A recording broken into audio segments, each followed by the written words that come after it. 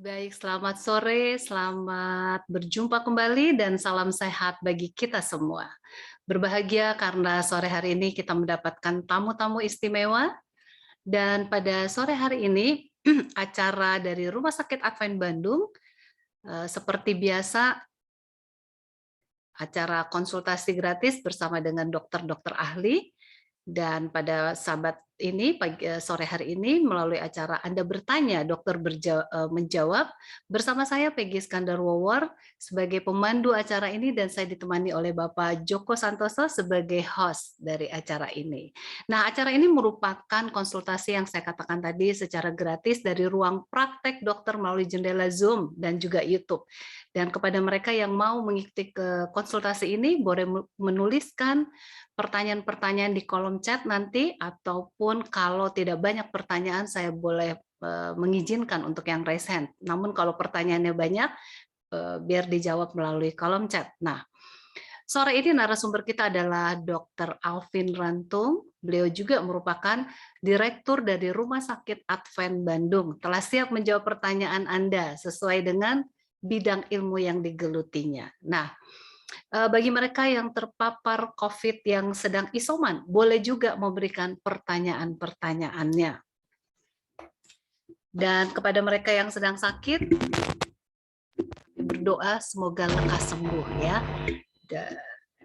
Baik, saudara-saudaraku yang kasih dalam Tuhan, kita akan memulai acara ini dan tentunya saya akan memulai dengan memohon kepada Tuhan agar seluruh rangkaian acara ini diberkati, dijauhi dari segala hal-hal yang akan negatif yang terjadi, baik itu merupakan sambungan dari internet ataupun perangkat-perangkat yang kita gunakan, biarlah semuanya itu berjalan lancar, dan juga kepada narasumber kami yang akan hadir nanti, mereka juga diberikan kemampuan untuk bisa membagikan ilmunya sehingga kita semua boleh dapat hidup sehat ya. Nah, sebagaimana doa kita akan melayangkan doa yang akan dibawakan secara umum, maka kita akan berdoa menurut keyakinan kita bersama-sama saat ini. Karena kita berkumpul di sini dengan berbagai kepercayaan. Mari kita berdoa sesuai dengan keyakinan kita masing-masing.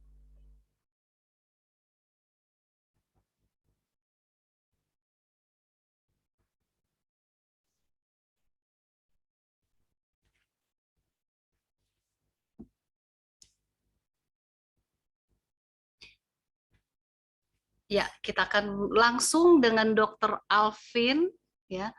Dr. Alvin yang sudah menunggu tadi, begitu buka Zoom, Dr. Alvin langsung masuk. Beliau begitu semangat, padahal dari pagi memberikan banyak seminar ya, Dr. Alvin ya, luar biasa. Tenaganya dari mana ini? Nggak habis-habis, bukan hanya dari pagi, dari kemarin berapa hari terus menerus ya. Dr. Alvin Rantung, spesialis KFR. Apa ya dok KFR-nya?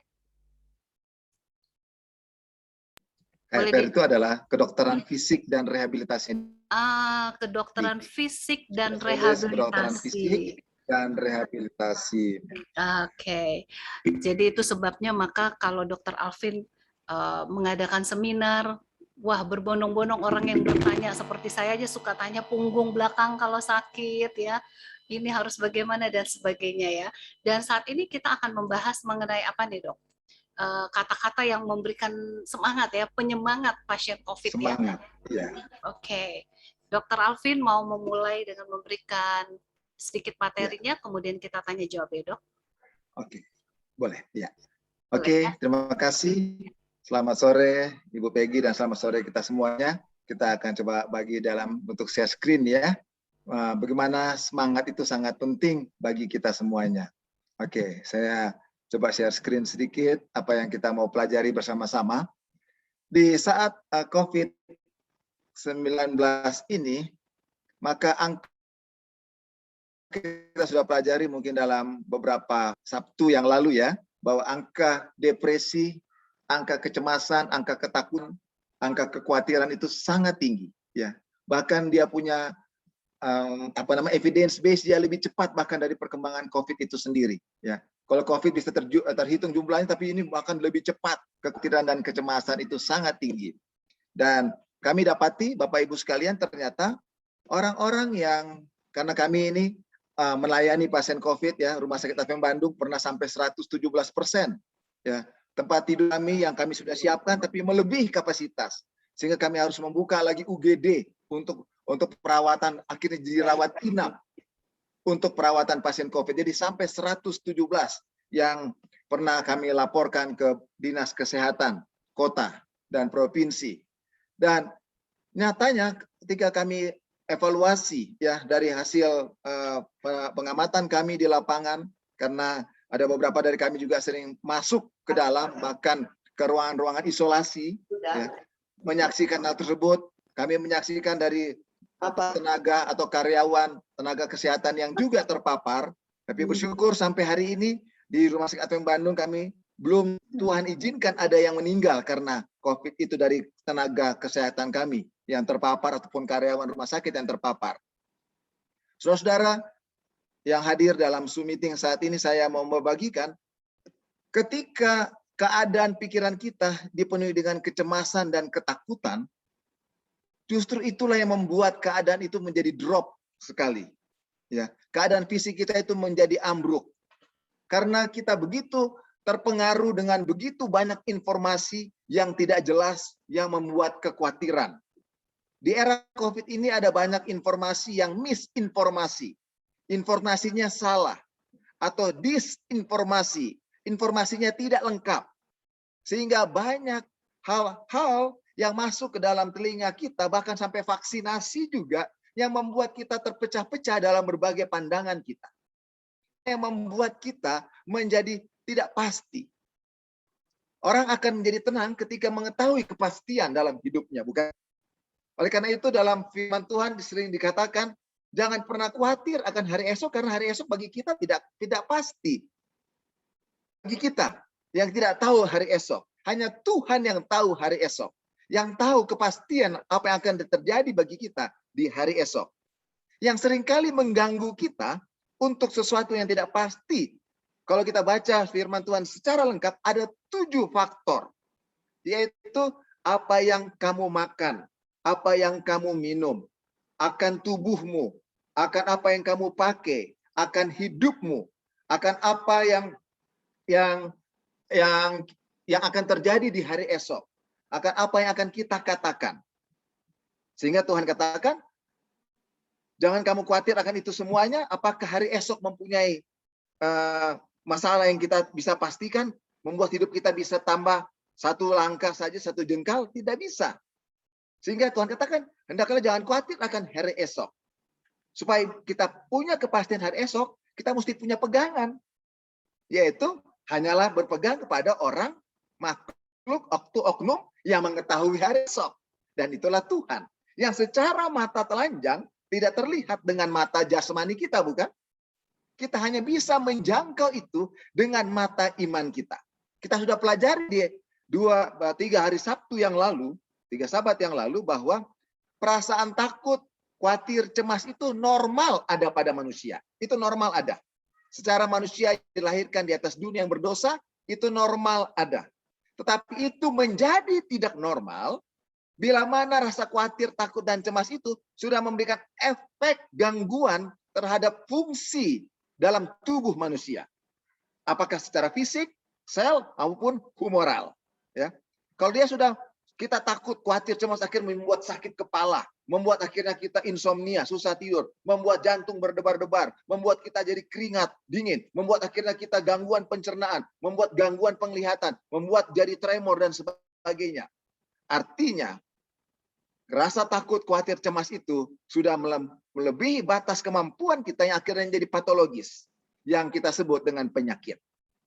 Oleh karena itu, ini banyak muncul sekarang, sehingga angka depresi, kalau sudah dikatakan depresi, berarti sudah mengganggu fungsi tubuh manusia, itu cukup tinggi.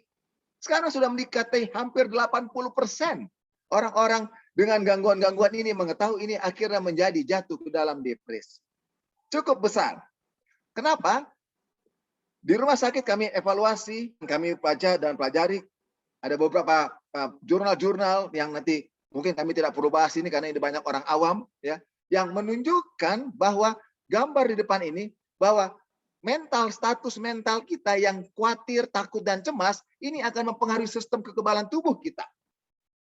Salah satu yang akan dipengaruhi dalam sistem, baik itu sistem yang alami, yang disebut dengan the innate immune system, yang ada di lapisan pertama dan kedua daripada sistem kekebalan tubuh kita, bahkan juga adaptive immune system yang ada di lapisan ketiga. Dan salah satu bagian protein yang dipengaruhi oleh rasa khawatir dan cemas ini adalah interferon. Interferon adalah suatu jenis protein bagi tubuh kita. Ketika itu ada dalam tubuh kita, dia akan menahan pertumbuhan sel, perkembangan atau replikasi daripada sel virus itu sendiri. Tetapi interferon ini akan jadi turun sekali bila mana kita takut atau cemas atau khawatir. Tapi interferon ini akan meningkat bila mana kita memiliki semangat. Nah, inilah dia yang Ibu Peggy katakan. Bagaimana semangat untuk meningkatkan daya tahan tubuh? Sore hari ini kita akan melihat banyak kesaksian yang akan menyatakan hal itu. Saya akan bercerita dulu tentang bagaimana tubuh kita berfungsi. Sehingga tidak heran di dalam satu ayat dari orang yang bijaksana di dunia ini, Raja Soleman, ya. Dia menyatakan dalam Amsal 17 ayat yang ke-22. Hati yang gembira itu obat yang manjur. Ya. Hati yang dipenuhi dengan semangat, dengan pikiran positif, dengan pengalaman yang indah, punya pengharapan, itu adalah obat yang manjur. Lalu kalimat itu dilanjutkan, tetapi semangat yang patah mengeringkan tulang. Luar biasa ini. Semangat yang patah yang bagaimana yang mengeringkan tulang? Semangat yang tidak punya pengharapan, yang bertentangan dengan hati yang gembira, yang berpikir positif, yang selalu cemas, yang selalu ragu-ragu, yang selalu tidak punya pengharapan, yang mengeluh, yang selalu bersungut-sungut, yang selalu jengkel dan marah, kecewa, iri hati, ngomongin jelek orang lain, dan sebagainya. Itu hati tidak gembira. Sehingga itu menyebabkan semangat yang patah. Dan hebatnya, Bapak Ibu sekalian, semangat yang patah itu mengeringkan tulang. Kita tahu tulang adalah satu organ yang menghasilkan sel-sel darah kita, termasuk sel-sel darah putih. Yang diproduksi oleh sum-sum tulang itu, isi daripada tulang tadi, untuk mengatasi berbagai masalah termasuk kekebalan tubuh kita. Termasuk apa-apa yang akan masuk, yang akan dihantam oleh sel. Tapi kalau itu kering, apa yang jadi? Tidak akan ada hasil yang akan digunakan oleh tubuh untuk melawan virus, kuman, bakteri yang lain yang akan masuk. Sehingga kita akan terinfeksi. Akhirnya kita menjadi lebih berat dan lebih berat, sepsis dan mati. Ya, akhirnya tubuh tidak mampu mengenali hal tersebut. Nah, sekarang kita lihat hal yang luar biasa Bapak Ibu sekalian. Kematian manusia ketika dikubur, kematian itu tidak bisa menghancurkan tulang. Bukan? Ya.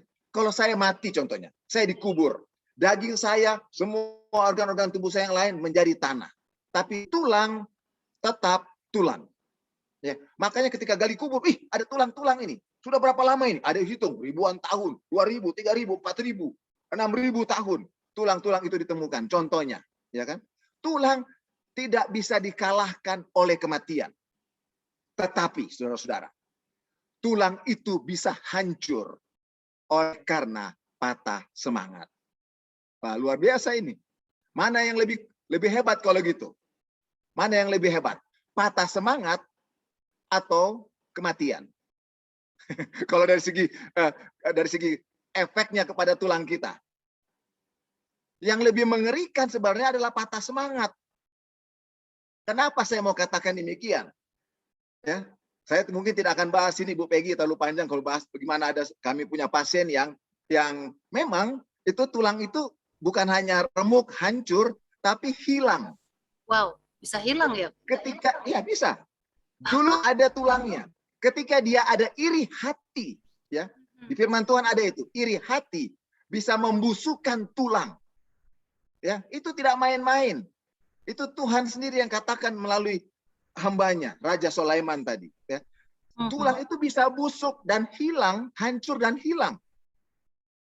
Pasien ini bisa jalan sebelumnya, bisa lari-lari, lompat-lompat. Tapi ketika dia sakit hati, dia iri hati dalam waktu yang lama, akhirnya dia lumpuh, tidak bisa jalan. Dicek kembali, difoto kembali dia punya kakinya itu, tulangnya tidak ada. Wow. Ini hilang. benar-benar ya, luar Karena iri biasa. hati, sakit hati, dan sebagainya.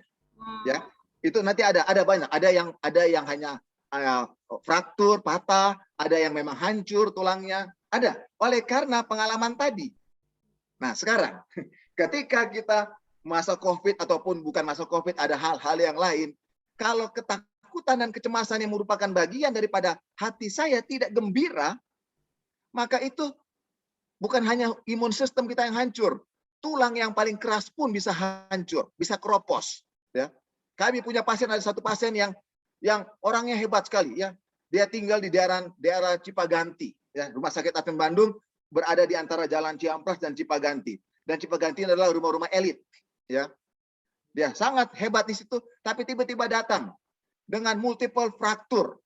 Saya bingung, ini kenapa ini? Datang dari dokter tulang, ortopedi, konsulkan kepada bagian kami di rehab medik. Saya dapati, ibu ini walaupun dia ini sering olahraga, ya, karena punya banyak uang. Yang Cipaganti itu, yang tinggal di Cipaganti orang yang punya banyak uang pasti, ya, orang kaya raya. Dia punya segala sesuatu, tetapi hatinya kecewa karena suaminya. Suaminya selingkuh, dan dia sakit hati, dan akhirnya tulang-tulangnya keropos karena kekecewaan terhadap suaminya. Dan akhirnya dia cuma hanya pergi mandi. Ya, dia mandinya di bathtub. Kan bathtub itu mesti masuk, lalu dia duduk ke bawah gitu. Dia mau berdiri, kerak-kerak, patah kaki kiri dan kanannya.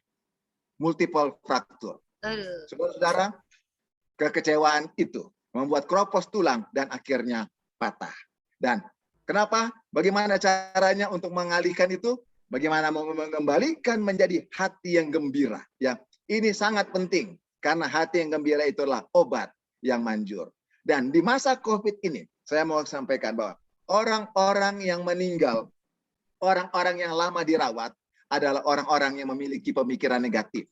Ya, saya kasih contoh. Di rumah kami ada tinggal saudara kami, ya, yang juga terkena COVID.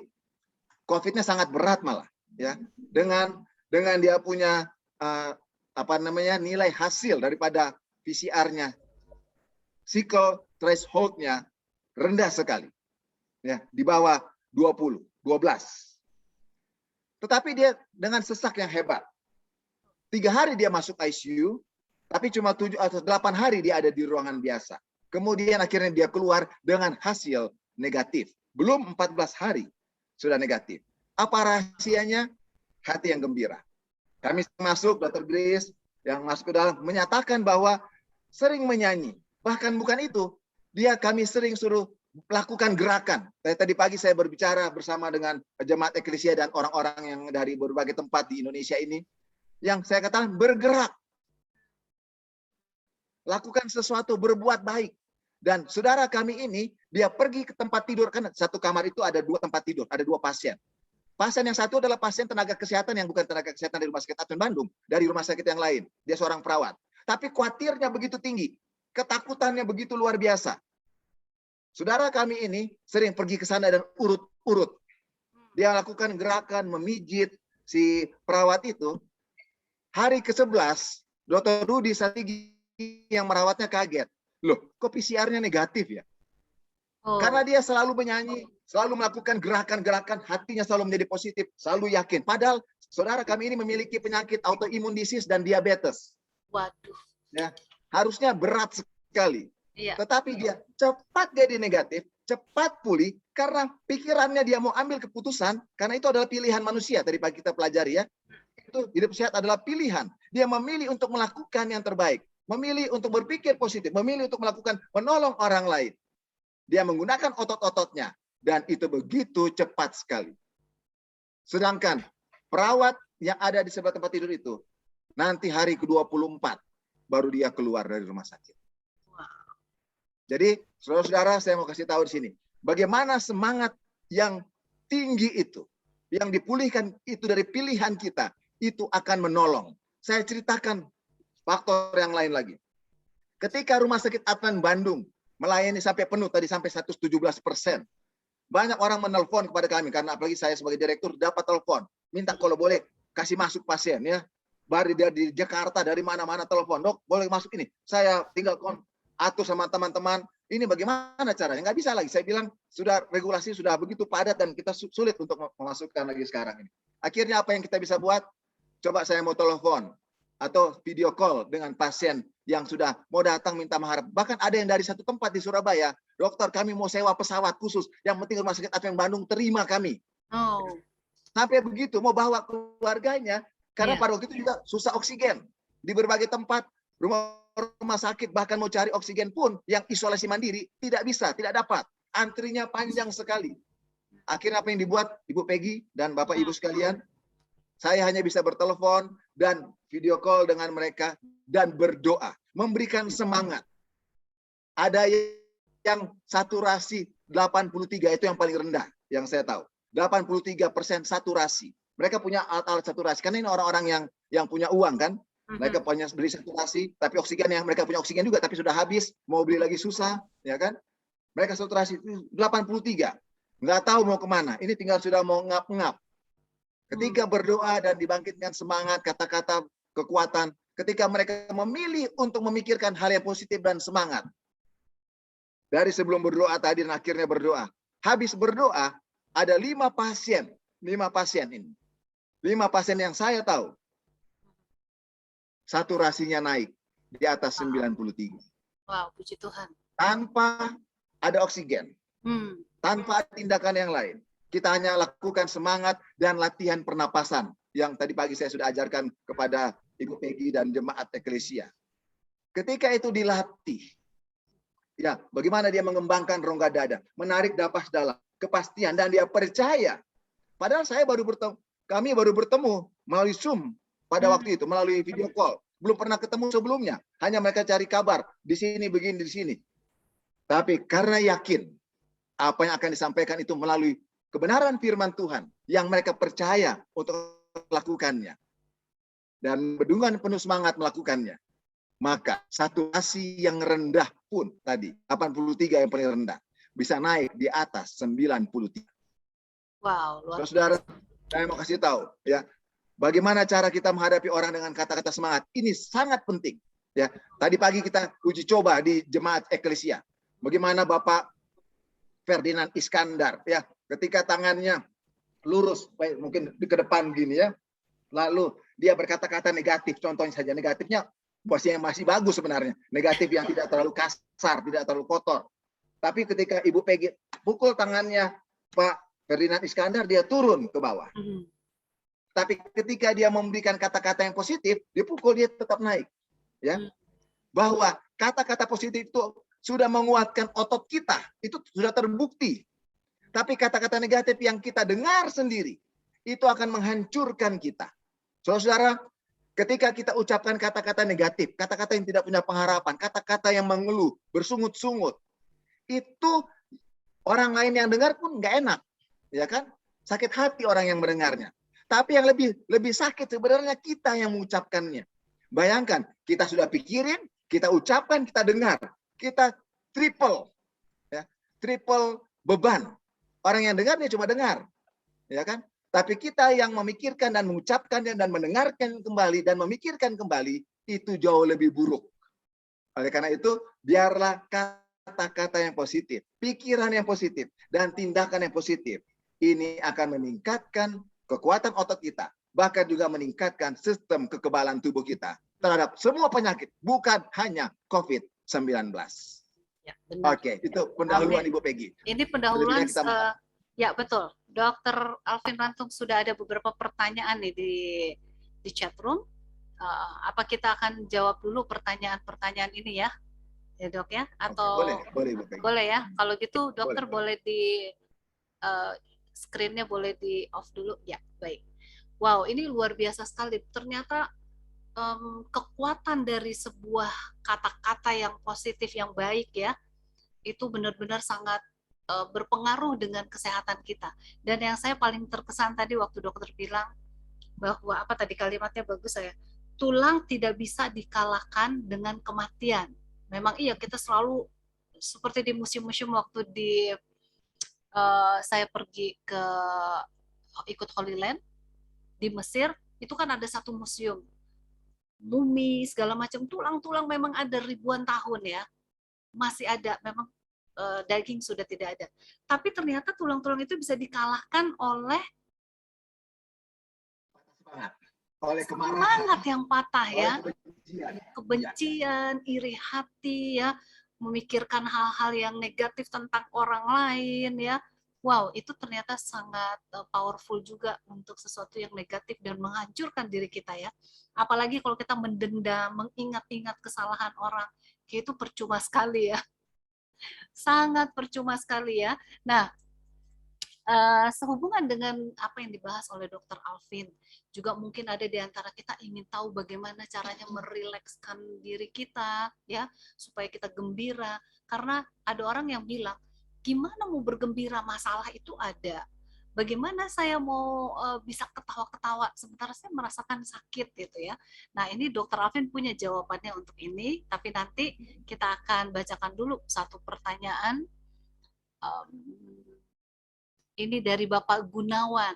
Pak Gunawan TJ, selamat sore Pak Gunawan. Terima kasih Bapak selalu mengikuti acara kami dari Rumah Sakit Advent Bandung. Anda bertanya, dokter menjawab. Salam sahabat teman-teman. Izin tanya, untuk diabetes kronik 25 tahun lamanya yang rusak imunitas yang mana? Innate dan atau adaptif? Bagaimana penata laksananya sekarang dan ke depannya? Nah, ini tentang penyakit dalam. Tentang penyakit dalam, kita ada khusus dokter penyakit dalam nih, Pak Gunawan ya. Jadi mungkin ini kita pending dulu, nanti kalau ada waktu dan ada dokter penyakit dalam yang hadir bersama-sama di sini, saya akan panggilkan ya. Nah, ya dari Saudara Foxy Gerungan katanya memang benar hati yang gembira adalah obat yang paling manjur ya. Leonardo Situmorang, selamat hari sahabat dokter. Pertanyaan, bagaimana caranya membuat hati yang gembira kalau kantong kering atau keuangan bermasalah? Terima kasih. Nah, ini yang saya katakan tadi. Jawab ini dulu dok, dan setelah itu nanti kita akan panggilkan Pak Joko untuk memberikan kesaksian bersama dengan Bapak Dedi ya. Silakan. Oke, baik, terima kasih. Bagaimana hati gembira kalau kantong kering? Ya, hati kantong kering ini apa namanya sangat subjektif. Kita mau melihat bagaimana cara memandangnya ya. Saya katakan orang kantong banyak pun orang tidak gembira ya. Dalam segi kaya raya ya. Saya ceritakan tadi pagi ya, ketika tahun 2004 ya, saya menjadi kepala di ICU di Rumah Sakit Advent Bandung selama 2 tahun 2003 ke 2004 sebelum saya sekolah di 2005. Ada seorang tua yang sangat kaya raya ya. Ada teman-teman sini yang masih mengetahui cerita itu, teman-teman perawat yang mungkin masih bisa mengingatnya ya, bahwa dia ini begitu kaya raya dan akhirnya dia dapat stroke ya kan, dapat stroke dan hidupnya selalu mengejar uang yang banyak gitu ya. Dan pada waktu dia stroke, anak-anaknya datang kepadanya, dia katakan, dokter kalau boleh ini saya coba kami bawa ini uang yang kami baru dapatkan dari satu usaha yang atas papa punya apa namanya pekerjaan, kami baru dapat uangnya, kami baru dari bank ini, kami mau kasih tunjuk sama papa, siapa tahu dia semangat bangkit lagi melihat uang yang banyak gitu. Uang ini miliar ini dibawa di dalam tas ya. Saya bilang oke, silakan. Ada polisi yang mendampingi dengan senjata 2 orang ya, mendampingi masuk ke ICU ya. Masuk ke ICU, saya bilang silakan, saya ada di samping, saya lihat apa yang mau terjadi dengan bapak ini, apakah dia bangkit dari habis ada ETT-nya di sana. Saya lihat ini setelah mau bangun nggak, dia lihat uang. Mereka lihat dalam bahasa, ada karena bahasa Mandarin mereka pakai bicara, pakai bahasa Mandarin saya nggak ngerti, tapi mereka tunjukin itu uang. Apa yang dilihat kepada bapak ini, mukanya tidak senang melihat uang itu.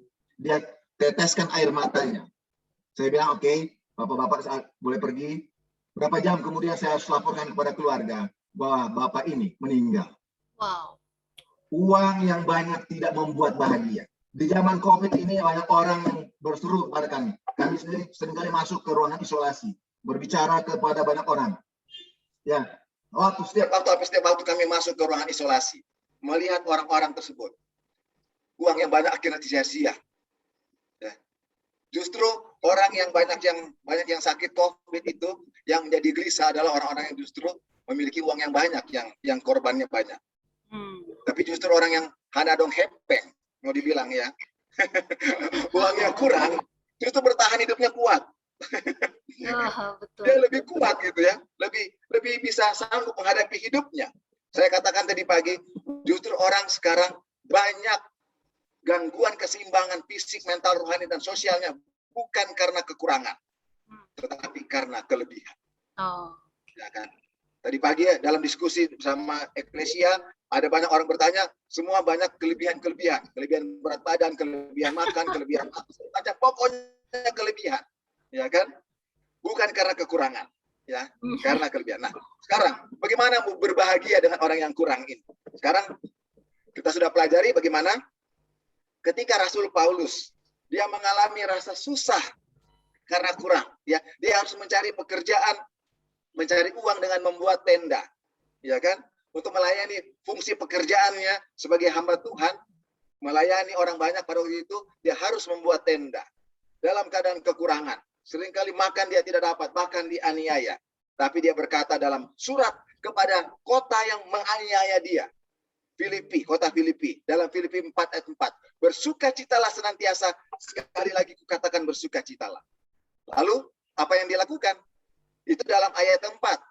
Sambung ayat yang kelima. Hendaklah kebaikan hatimu diketahui semua orang, karena Tuhan sudah dekat. Orang yang bersuka cita itu, walaupun uangnya tidak ada, tapi dia bersuka cita memiliki semangat, itu akan diketahui orang. Kebaikan kepada orang lain bukan hanya karena ada uang. Ketika kita menolong orang lain, memperhatikan orang lain, mengangkat barang orang lain, menolong orang lain yang sakit, kita bawa dia ke sini, maka itu akan orang akan lihat sebagai kebaikan. Lalu apa yang muncul di ayat yang ke-6? Dikatakan, hendaklah kekhawatiranmu itu, ya, hendaklah janganlah engkau khawatir tentang apapun juga, tapi bawalah segala keinginanmu itu kepada Tuhan. Seringkali yang membuat kita khawatir adalah soal uang tadi. Kalau kita tidak punya uang, lalu kita khawatir karena itu membuat kita tidak bahagia. Tapi bila mana tidak punya uang misalnya tadi, ini dalam arti tidak punya uang, kenapa? Kita perlu terusur. Kenapa dia tidak punya uang? Ada hal-hal apa yang menyebabkan kenapa dia tidak punya uang? Ataukah ada hal yang lain yang kita bisa dapatkan? Ada jalan apa yang kita bisa keluar? Itu ada banyak diskusinya. Tetapi saya mau kasih tahu intinya di sini. Ya, ketika kita sudah memiliki kekhawatiran karena tidak punya uang, kekhawatiran itu harusnya keinginan kita terbawa kepada Tuhan dalam doa dan ucapan syukur. Bagaimana kita mengucapkan syukur? Saya katakan tadi pagi ada satu ibu, ya, waktu saya berbicara di Eklesia, ada satu pasien yang ikut, ya, mungkin ikut juga di grup pada sore hari ini. Yeah. Ketika kita khawatir, ya, ketika kita mengharapkan sesuatu dan itu seperti tidak terjadi, termasuk uang tadi, bersyukurlah senantiasa karena masih Tuhan, terima kasih, saya masih ada napas, saya masih ada kekuatan. Artinya saya masih akan diberikan kemampuan untuk mencari uang itu. Ya kan? Ini akan menolong kita. Dan ternyata seperti ibu tadi pagi itu menolong dia ketika dia berkata terima kasih Tuhan, saya ada kekuatan untuk hal ini, dia mampu melakukannya. Sesuatu yang kalau kita pikir-pikir susah, dia tidak akan mampu. Ya, tadi Ibu Peggy dengar kesaksiannya, ya, bagaimana dia akhirnya bisa bangkit kembali dari kesulitan di mana para dokter sudah menyerah untuk menangani dia. Ya, tadi pagi dia kesaksian, ya, sudah menyerah. Bagaimana caranya? Tetapi dia bisa bangkit kembali ketika dia doa dan punya pengharapan dan semangat. Dia pulih kembali. Dan sementara kita akan dengar kesaksian. Ada satu bapak juga sudah menggali kuburnya, tetapi dia bisa bangkit kembali. Oke. Ya, betul. Terima kasih Dokter Alvin. Semangatnya Dokter Alvin bicara aja udah membangkitkan semangat kita, ya. Satu pengharapan itu memang sangat baik. Nah, masih ada beberapa pertanyaan, namun saya akan baca nanti setelah ini. Kita akan tampilkan dulu bersama-sama dengan kita ada telah hadir, ya, penyintas COVID-19, ya, yang sudah putus asa untuk hidup dan bahkan telah memesan pemakamannya, ya, pemakamannya, namun dia hidup dan sehat sampai sekarang dan suaranya kalau tertawa sangat renyah. Bagaimana hal ini bisa terjadi? Nah, saya akan panggilkan, sudah bersama-sama dengan kami Bapak Dedi Rustandi, ya. Iya, Pak Dedi, selamat sore. Senang bertemu. Salam kenal, Pak. Saya baru sering mendengar nama Bapak disebut-sebut oleh Pak Joko. Itu sebabnya saya mau panggilkan Pak Joko untuk bersama-sama juga. Boleh Pak Joko hadir bersama-sama dengan kita di Spotlight? Iya. Nah, selamat sore Pak Joko. Waduh, Pak Joko lagi ada di mana nih? Presiden Suite Pavilion Rosa, Rumah Sakit Advent Bandung. Bagus sekali ini ruangannya ya. Oke. Em, apa yang diceritakan oleh Dokter Alvin itu bagaimana semangat dan kata-kata yang positif itu telah beberapa kali di Rumah Sakit Advent Bandung menyembuhkan mereka, bahkan yang dokter-dokter sudah angkat tangan bersekarat ya. Dan itu memang terjadi. Di antara mereka ada Pak Dedi Rustandi, penyintas COVID ya Pak ya. Ya, seberapa sakitnya sih Pak Dedi waktu COVID itu, seberapa parahnya gitu loh Pak? Terima kasih Bu. Selamat sore. Sore Pak. Sejahtera juga buat semua ya, Pak Dokter, Pak Joko, keluarga besar yang saya cintai Rumah Sakit Advent beserta jemaatnya juga yang hadir. Tentunya saya merasakan sekali bahwa terpapar itu ternyata aduh luar biasa. Padahal saya orang yang sedikit mengabaikan kalau rasanya COVID itu 50% lah. Ada atau enggak nih soalnya. Gitu lah, Bu. Saya setiap hari bekerja karena sebagai pelayan masyarakat ya di kelurahan yang sering bertemu, apalagi dengan keluarga dari Rumah Sakit Advent ini banyak sering kegiatan. Iya, sering ada kegiatan-kegiatan ya. Sering berbagai macam segala penyakit untuk konsultasi secara Zoom, juga dapat bantuan bisa langsung dari pihak Adventnya, sosialisasi di masyarakat, berbagai macam hal tentang penanganan masalah penyakit. Apalagi saat itu lagi sedang COVID ya, mensosialisasikan bagaimana untuk penanganan. Jadi terasa sangat terpukul sekali bahwa keluarga saya terpapar dan banyak juga yang meninggal, termasuk ibu mertua saya yang satu rumah dan istri saya serta anak saya akibat daripada apa yang saya langgar nih Bu. Saya ini akhirnya melanggar ya Pak. Ya karena saya harus mengantarkan ke rumah sakit. Pada saat itu satu mobil. Nah, padahal pada saat ketika gejala awal saya sudah lapor ke Pak Joko. Pak Joko, saya udah nggak enak badan nih. Pak Joko, udah sini aja ke Advent. Ya Pak, nanti ya. Saya menjanjikan. Nah, beberapa hari ternyata 2 hari, 3 hari saya minum obat dari mana-mana, dari medical, dari dokter yang sering saya ke dokter gitu ya, dan juga ke rumah sakit. Saya makan obat semuanya sampai 9 hari itu saya nggak makan, tidur sakit, jadi muntah. Nah itu yang bayangin aja dari hari pertama sampai 9 hari loh Bu. Nggak tahu bagaimana itu virusnya terhadap saya, karena saya waktu itu nganter ibu mertua dan istri saya ke ruang isolasi, saya ikut masuk tempat COVID-nya, UGD-nya gitu. Jadi saya sudah mungkin terpapar di situ karena posisinya juga lama. Kerasanya dua hari mulai demam, sakit, tulang, badan, makan nggak bisa, muntah. Nah, sampai 9 hari baru saya pamitan lah, kalau orang minta maaf ke keluarga, minta disiapkan. Karena saya rasa makan nggak bisa ya Bu ya. Tidur nggak bisa. Tidur nggak bisa. Jadi tinggal apa gitu, berarti tinggal selesai. Gitu. Udah koma itu ya Pak ya kayaknya ya. Saya ke pimpinan, juga ke Pak Camat. Pak Camat, mohon maaf apabila saya mungkin sudah tidak bisa. Oh, dia sibuk juga ke puskesmas akhirnya. Oh iya gitu. Akhirnya saya juga ke Pak Joko nih. Pak Joko, saya minta maaf, saya kok nggak datang. Jadi pada hari itu saya minta maaf, kayaknya saya udah tidak berdaya apa-apa.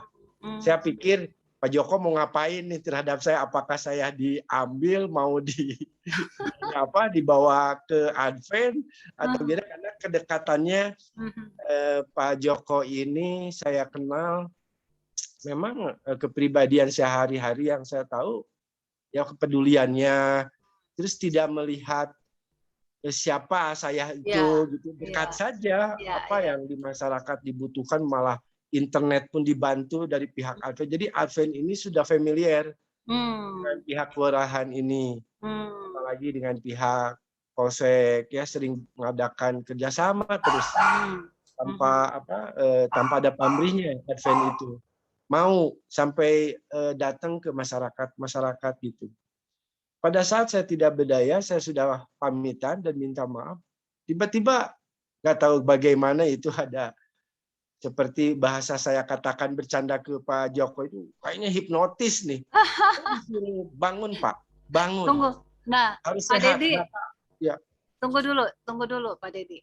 Ini jadi pada saat Pak Dedi sakit itu Bapak merasa bahwa COVID yang tadinya 50% itu artinya beneran ada ya Pak ya? Jadi percaya ada ya.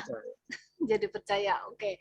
Jadi nah pada saat Bapak pamitan rasanya udah minta maaf sana sini, udah mau titik nih hidupnya, dan pada waktu itu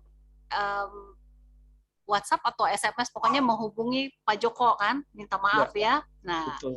Setelah itu apa nih Pak Joko balasannya ke Pak Dedi? Ya, jadi kontak telepon. Langsung telepon ya, benar ya Pak Joko ya? Coba Pak Joko di-unmute dulu. Iya benar, saya telepon. Pak Joko pasti kaget dong terima kata-kata itu ya, pasti kaget ya. Langsung. Saya khawatir. Waduh, masa Bapak Lurah sehat-sehat, waktu lalu telepon kok sekarang pamitan. Wah, saya bilang nggak boleh, saya langsung telepon. Bapak langsung telepon dan untung diterima, diangkat sama Pak Lurah ya. Iya. Nah, terus Pak Lurah waktu ditelepon oleh Pak Joko dalam keadaan lemes masih bisa angkat telepon ya? Ya, karena saya rasa waktu itu sudah mau ngapain lagi gitu ya. Hanya tiba-tiba yang peduli telepon Pak Joko, karena saya sudah nge-WA dulu. Pak Joko yang telepon. Udah bangun katanya. Sehat, katakan sehat, dan apa ya Pak Joko ya waktu itu bangkit ya dan jalan. Jadi saya tiba-tiba ini Pak Joko ke saya ada sesuatu yang padahal saya udah makan nggak bisa, tidur aja udah sakit gitu kan, tiba-tiba pada saat itu ada sesuatu buat saya itu membangkitkan. Ternyata 9 hari makan obat malah nggak ini ya Bu ya, maaf kurang ini menolong ya. Ya maksudnya saya juga takut nggak enak ya kalau mengatakan obat itu tidak sama sekali, tapi memang tidak terasa 9 hari obat itu malah saya makan obat, makan malah jadi muntah, tidur sakit-sakit badannya, demam, malah sempat sesek loh Bu. Oh. Makanya 9 hari pada saat pagi itu saya menyampaikan ke semua itu minta maaf. Kayaknya sepertinya saya udah tidak berdaya dan udah pamitan ya pamitan lah, takut ada sesuatu yang tertinggal gitu kan. Pak Jokowi lah yang mulai nelpon, barulah bangun, bangkit gitu kan. Ayo katakan sehat, ayo makan. Wah kata saya boro-boro makan, lihat makanan aja ngeri itu. Gitu loh Bu. Mungkin Pak Jokowi bisa lebih menjelaskan yang lebih ininya, detailnya. Lebih detailnya gitu. Ya. Pak Joko diapain ya, gimana? Disuruh apa gimana? Tuh saya. Ayo. Baik. Jadi waktu saya ya mungkin spontan ya, karena 2020 itu kami itu begitu sama-sama dengan Pak Kapolsek, Pak Camat, Pak Lurah untuk bahu-membahu untuk mencegah terjadi peningkatan COVID-19. Karena target dari Pak Lurah, Pak Camat, Pak Kapolsek itu 0 ya. Jadi kita dengan semangat, termasuk Dr. Alvin juga bersama Pak Wali Kota, bersama dari Polrestabes juga memberikan penyuluhan-penyuluhan. Jadi ketika dan beberapa saat yang lalu Bapak Lurah ini sering kirim pasien ke Rumah Sakit Advent Bandung Jadi sudah menjadi duta Rumah Sakit Advent Bandung sebenarnya. Jadi kirim ke kami. Nah, saya sebagai humas marketing kan senang. Ini kita punya jaringan. Jadi apa namanya? Kami juga bisa membantu masyarakat dalam hal kesehatan. Jadi ketika saya dapat informasi, Pak Joko, saya mau pamitan, saya sudah tidak sanggup. Saya bilang, apa-apa nih? Saya langsung telepon. Pak, katakan sudah sehat. Bangkit, duduk, berdiri, jalan. Pak, saya kan lemah. Pak, saya kan nggak bisa bangun selama 9 hari, nggak bisa makan. Udah, katakan sehat. Sekarang ikut kata-kata saya. Bangkit. Bapak ini bangkit, duduk. Sekarang sudah apa? Duduk. Duduk. Sudah duduk, Pak. Apa instruksi selanjutnya? Berdiri. Loh, kok saya bisa berdiri? Katanya. Kok saya bisa berdiri? Apa instruksi selanjutnya? Jalan. Jalan kemana? Jalan ke arah matahari. Ada nggak taman di rumah? Ada. Ke arah matahari, jemur di sana, kemudian minta makan. Pak Joko, saya kan nggak bisa makan, muntah. Saya lihat makanan ini kayak racun. Saya nggak suka makan gitu, minum aja muntah. Saya bilang, makan, makanan itu menyehatkan, makanan itu obat. Supaya Bapak tuh sehat, Bapak harus umur panjang. Ya, makan ya. Baik Pak, jadi makanlah. Seterusnya gimana Pak? Pak Dedi, lanjutkan Pak Dedi. Jadi Pak Dedi Ya. bisa waktu itu menurut ya apa yang dikatakan oleh Pak Joko? Saya nggak ngerti pada saat itu Pak Joko tiba-tiba mengeluarkan menjadi apa, saya kecandanya itu seperti saya terhipnotis. Nah itu mungkin Pak Joko punya kepedulian hatinya kepada saya, kepada semua orang. Jadi saya sepertinya menerima dengan senang, ikhlas. Ketika seseorang ini memang peduli, seorang seperti Pak Joko ini penuh perhatiannya. Jadi saya mulai melawan. Bangun bangkit ya? Semangat. Padahal di bawah sudah pada ini puskesmas sudah ambulan dengan APD nih. Nggak tahu saya mau diapain. Kata ibu, Bapak udah nggak bisa apa-apa, Bapak udah tiduran terus gitu. Tapi melihat ketika saya turun, kaget semua ya? Jadi berubah, kaget jadi berubah. Itu tadi yang sudah terkontaminasi, disemangati oleh Pak Joko. Gitu. Jadi saya bangun, dicek, diperiksa gitu. Terus pada saat itu itu cerita Pak Dedi, yang bisa makan Pak Dedi beneran saat itu? Saat itu masih belum. Cuman saya bangkit dulu ada sebuah apa, semangat, ada kekuatan ya, semangat melawan ya. Lihat makan muntah, lihat sakit, itu sepertinya itu dulu Bu. Untuk pengalaman yang saya rasakan terpapar COVID yang nggak tahu ini COVID-nya COVID apa, berbeda sekali dengan di keluarga.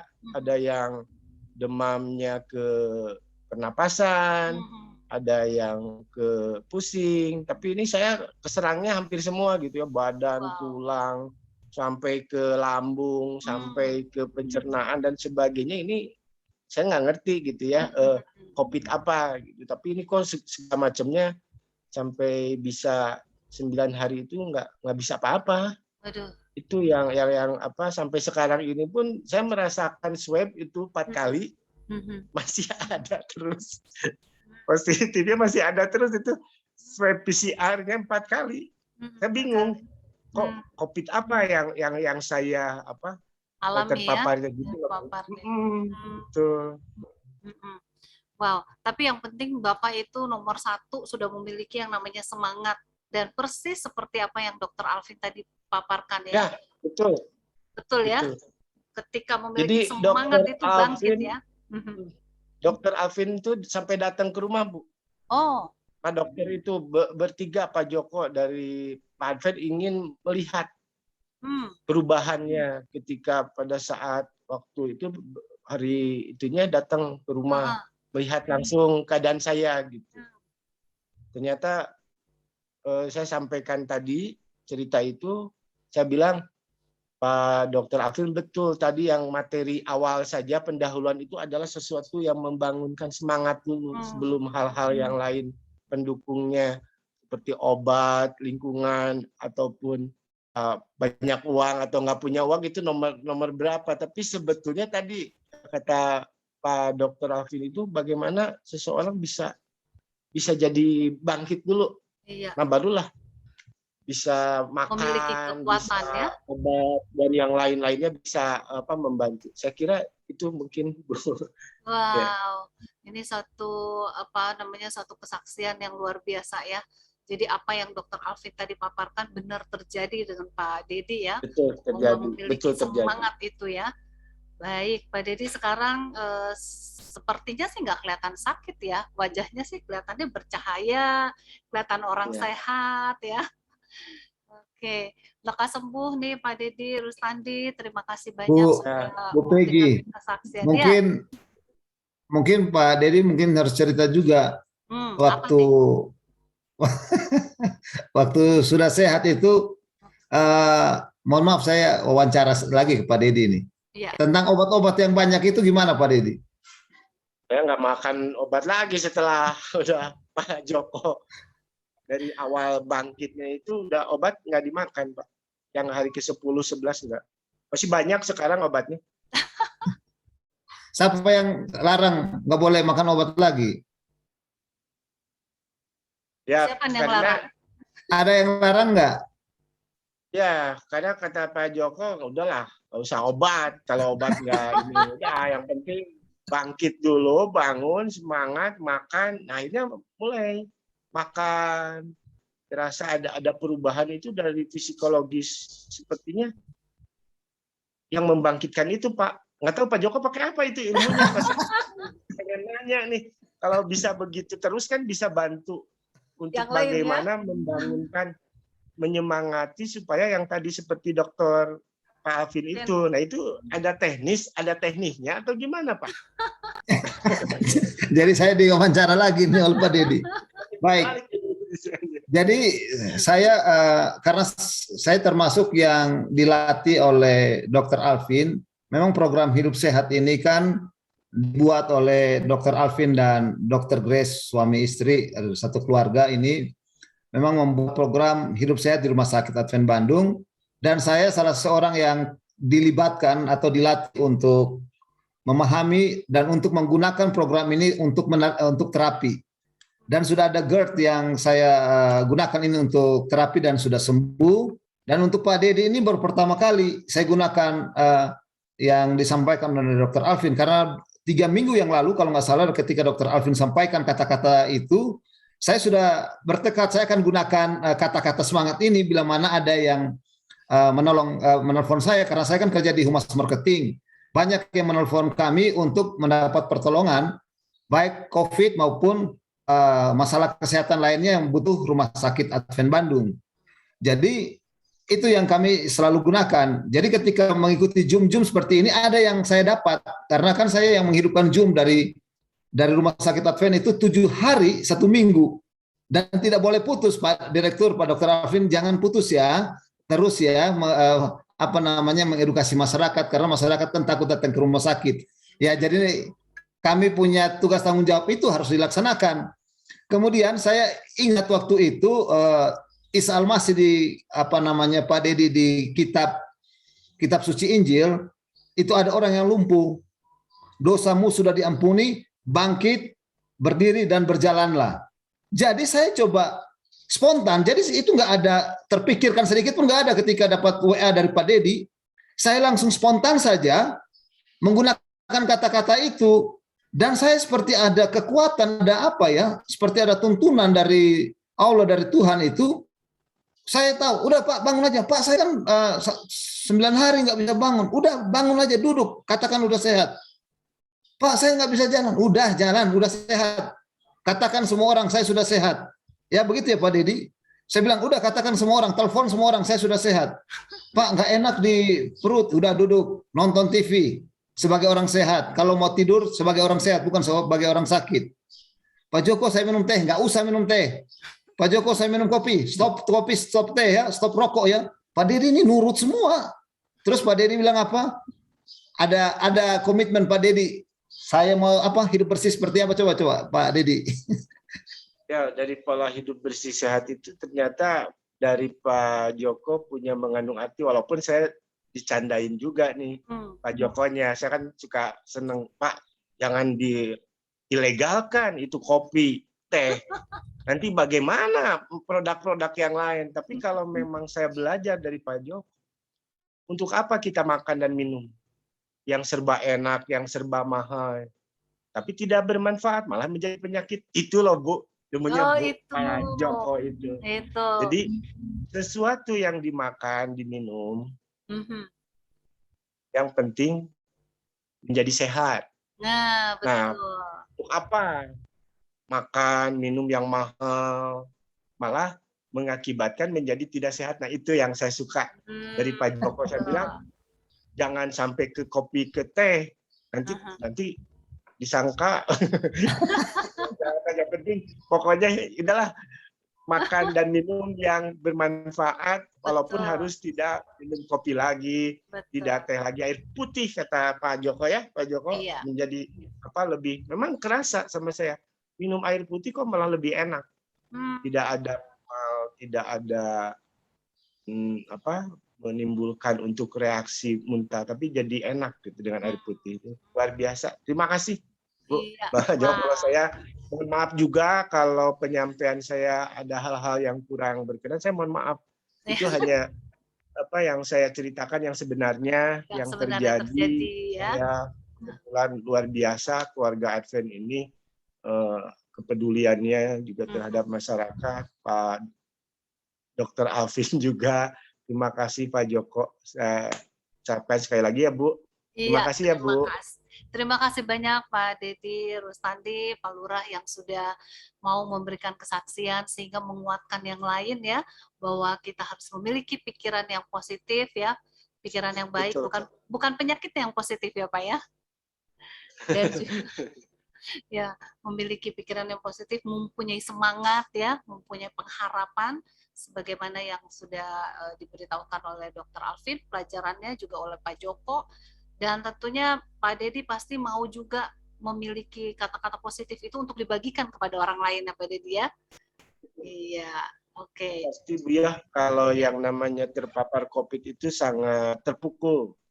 Apalagi keluarga banyak yang meninggal, apalagi di sekitar kita sama-sama terpapar, terus termasuk saya menularkan ke anak saya juga, kan itu psikologis yang sangat penting. Betul. Ya, tapi tetap semangat Pak, tetap semangat. Iya. Bersyukur dengan apa yang ada saat ini ya. Kalau yang sudah, ya. Jadi Pak Dedi bilang, sekarang saya mah sudah sehat Pak Joko, sudah bangkit Pak Joko, jadi saya mau hidup bersih kayak orang Advent. Saya mau hidup bersih aja lah, nggak mau yang makan yang kotor-kotor lagi. Ya, jadi intinya tadi Pak Dedi bilang makan makanan yang menyehatkan tubuh itu. Menyehatkan ya. Ya, kalau ternyata makanan itu walaupun mahal, enak, tapi itu merusak tubuh, dijauhkan ya. Kita nggak mau menikmati. Hindari saja. Iya, betul. Kita hindari makanan-makanan yang akan merusak tubuh kita. Kita udah tahu apa aja kira-kira yang menyehatkan tubuh kita ya. Sudah banyak edukasi Zoominar dari Rumah Sakit Advent Bandung ya, makanan-makanan yang sehat, makanan-makanan yang harus kita makan, dan gampang sekali. Kalau zaman dulu itu susah mendapatkan ilmu-ilmu itu Pak, tapi sekarang hampir setiap kali ada edukasi dari Rumah Sakit Advent Bandung untuk makanan-makanan sehat. Iya, Pak Joko ada yang masih mau ditambahkan atau dari Pak Dedi mungkin? Cukup? Ya. Jadi cukup. Terima kasih. Sudah cukup, terima kasih. Kami mengucapkan terima kasih banyak ini Pak Dedi untuk kesaksiannya yang luar biasa, sangat menguatkan kita, dan juga kepada Pak Joko, terus semangat dalam melayani ya Pak Joko ya. Nah, terus memiliki kuasa Tuhan untuk bisa menyembuhkan orang melalui kata-kata ya. Jadi sebenarnya yang diajarkan oleh Dr. Alvin, kata-kata itu sangat berkuasa. Kita memiliki kata-kata yang sangat berkuasa. Apabila kita mengeluarkannya untuk hal yang negatif, itu akan menghancurkan. Tapi ketika kita mengeluarkan kata-kata kita dengan baik, menyemangati orang, itu akan menjadi satu obat bahkan ya, dan penyemangat. Ya, sekali lagi terima kasih waktunya kita untuk menjawab beberapa pertanyaan yang ada di chat room kepada Dr. Alvin Rantung. Pak Joko, maaf saya remove spotlight. Terima kasih Pak Joko. Terima kasih Pak Dedi, saya remove spotlightnya. Oke. Dr. Alvin sudah menyaksikan satu kesaksian yang luar biasa bagaimana teori itu ternyata benar dengan prakteknya itu ada ya. Di-unmute dulu Dr. Alvin. Iya, itu kalau kita benar ya. Kalau kita mau bergembira, kita mau menyemangat diri kita sendiri, itu sebetulnya gampang. Itu datangnya dari dalam diri kita sendiri ya. Seperti tadi pertanyaan, bagaimana kalau kantong kering mau gembira? Saya jadi ingat lagu waktu saya masih kecil. Kata-katanya gini, hati senang walaupun tak punya uang. Ada kan lagunya kan? Hati senang walaupun tak punya uang gitu. Nah, jadi kita harus senang apapun yang terjadi, mengucap syukur apapun yang terjadi. Baik, Dr. Alvin mau menambahkan sehubungan dengan kesaksian tadi, atau kita langsung menjawab pertanyaan? Baik, untuk mau menambahkan juga sedikit ya. Karena kami kan datang ke rumah Pak Dedi masih positif. Kemarin Pak Dedi juga masih datang ke kami masih positif. Tapi saya mau kasih tahu Pak Dedi sudah tidak apa-apa lagi, tidak perlu ini karena sudah sekarang hari ke-17. Karena ada U-curve ya. Awalnya waktu kami datang Pak Dedi dia mungkin masih dalam posisi dia turun, tapi sekarang dia sudah dalam naik karena hasil PCR-nya itu dengan dia punya hasil RT PCR-nya dan CT-nya nilainya sudah dalam tahap membaik ya. Artinya Pak Dedi, makanya kita lihat Pak Dedi di sini kayaknya sehat-sehat aja gitu. Iya. Karena itu tinggal sisa bangkai-bangkai virusnya saja ya. Iya. No problema. Jadi karena Pak Dedi bayangkan dia sudah suruh bilang keluarga gali kubur untuk siap ada orang datang untuk pergi ke kuburnya. Tetapi kita bersyukur bagaimana semangat itu ya, sangat luar biasa. Saya juga mau sampaikan bahwa ini sangat penting. Ketika Pak Dedi juga menyampaikan bahwa saya akan kasih tahu kepada masyarakat. Ya, Pak Dedi adalah lurah di Cipedes sana ya, akan tahu kepada masyarakat untuk ikuti bagaimana hidup sehat ini. Itu jadi berkat bagi banyak orang ya. Kemarin Pak Dedi datang dengan anak ya, Pak Dedi ya, ketemu kami di rumah sakit. Luar biasa. Anak pun bersuka cita melihat hal tersebut. Ya, membagikan pengalaman bagi pemimpin daripada satu wilayah kelurahan ya, yang ada menyampaikan kepada masyarakat. Dan ini menjadi sukacita bagi masyarakat dan percaya. Nah, sekarang ada pertanyaan tadi Ibu Peggy bahwa bagaimana mau yakinkan orang yang tidak percaya begitu. Nah, untuk keyakinan untuk orang percaya ini, bagaimana kita mau bagikan saya punya kebenaran atau punya keyakinan pada orang lain kalau saya sendiri tidak yakin. Yang paling penting adalah diri saya dulu. Dan keyakinan diri saya itu akan sangat muncul, akan jadi timbul bila mana kita memiliki sahabat yang juga positif. Makanya di firman Tuhan katakan, pergaulan yang buruk merusak kebiasaan yang baik. Kan? Tapi kayak Pak Dedi dengan Pak Joko ini punya pengalaman pertemanan yang baik. Ya, karena hubungan rumah sakit Advent dengan Kecamatan Sukajadi dan Kelurahan Cipedes. Walaupun Rumah Sakit Hati Bandung ini wilayahnya bukan di Kecamatan Sukajadi. Kita ada di Kecamatan Coblong. Tapi ya Pak Dedi ya, tapi kita melayani terus sampai ke wilayah kelurahan Pak Dedi ya. Walaupun bukan wilayah kita gitu. Tapi karena kita melihat itu sangat penting sehingga kita buka posko-posko hidup sehat di wilayah-wilayah kelurahan, ini sangat menolong. Ketika itu dia meyakinkan orang ketika kita bicara sampaikan sesuatu dan kita sudah punya pengalaman sendiri secara pribadi, Pak Joko, mungkin saya ceritakan ini Pak Dedi ya. Pak Joko kenapa dia full semangatnya kayak begini? Pak Joko ini dia punya apa Pak Joko saya ceritakan ya, supaya ini kan bagi pengalaman. Ya. Pak Joko ini pada waktu lalu dia memiliki sahabat yang orang tuanya terpapar COVID. Lalu orang tuanya diperiksa. Ketika orang tuanya diperiksa atau keluarganya diperiksa, karena Pak Joko selalu bergaul sama sahabatnya ini, yang sama-sama teman satu pelayanan, ketakutanlah Pak Joko, ya kan? Dia sangat khawatir, takut, menunggu hasil PCR. Itu hasilnya kurang lebih 3-4 jam, ya, TCM, ya, Pak Joko ya, pemeriksaan TCM. Ya, itu 3-4 jam kemudian. Tapi selama 3-4 jam menunggu hasil TCM keluar, itu Pak Joko sakitnya macam-macam. Sudah sakit jantung lah, sakit dada lah, sakit kepala lah, sesak napas. Dia bilang sama istrinya Desi, "Ma, tolong papa juga sudah mau mama ini." Ini sebelum ya? Pak Joko jadi berkat bagi Pak Dedi ini, ya kan?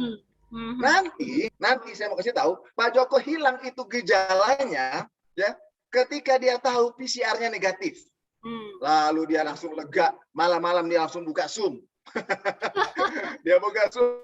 Di acara rumah sakit, dia buka Zoom, saya tinggal bertelepon sama dia, kasih semangat, dan muncul acara Hari Sabat bersama Ibu Peggy. Ya kan?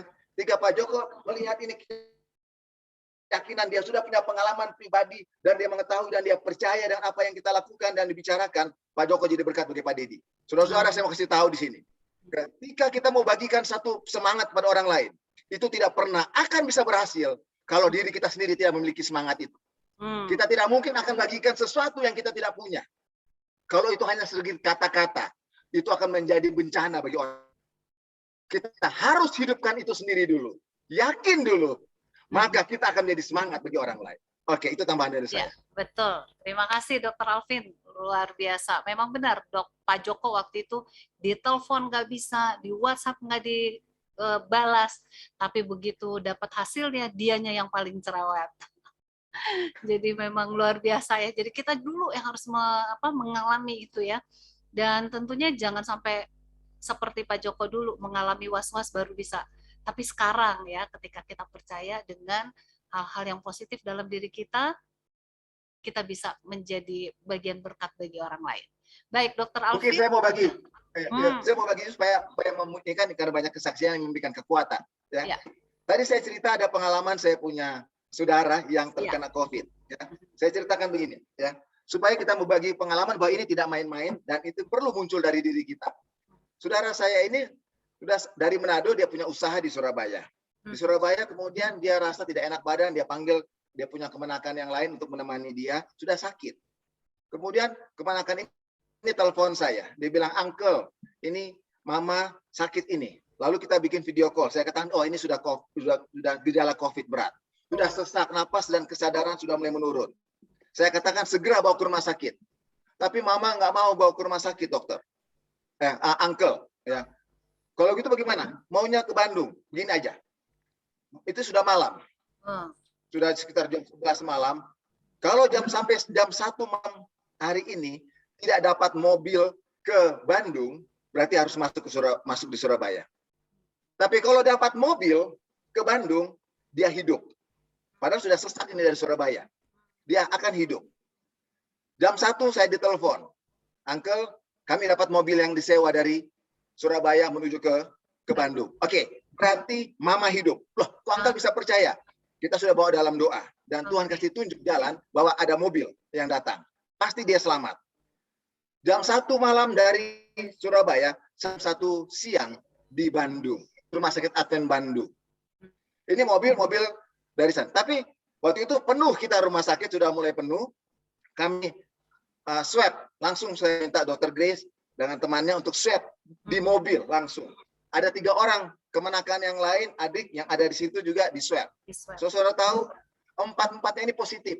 Wow. Nah, mobil dari Surabaya ini kan harus kembali, mobil dari Surabaya yang ada di Bandung harus kembali ke Surabaya. Jadi saya harus pindah saudara saya ini ke mobil saya dulu. Sebelum nanti saya akan bawa dia ke rumah sakit untuk nanti periksa yang lain. Karena waktu itu penuh.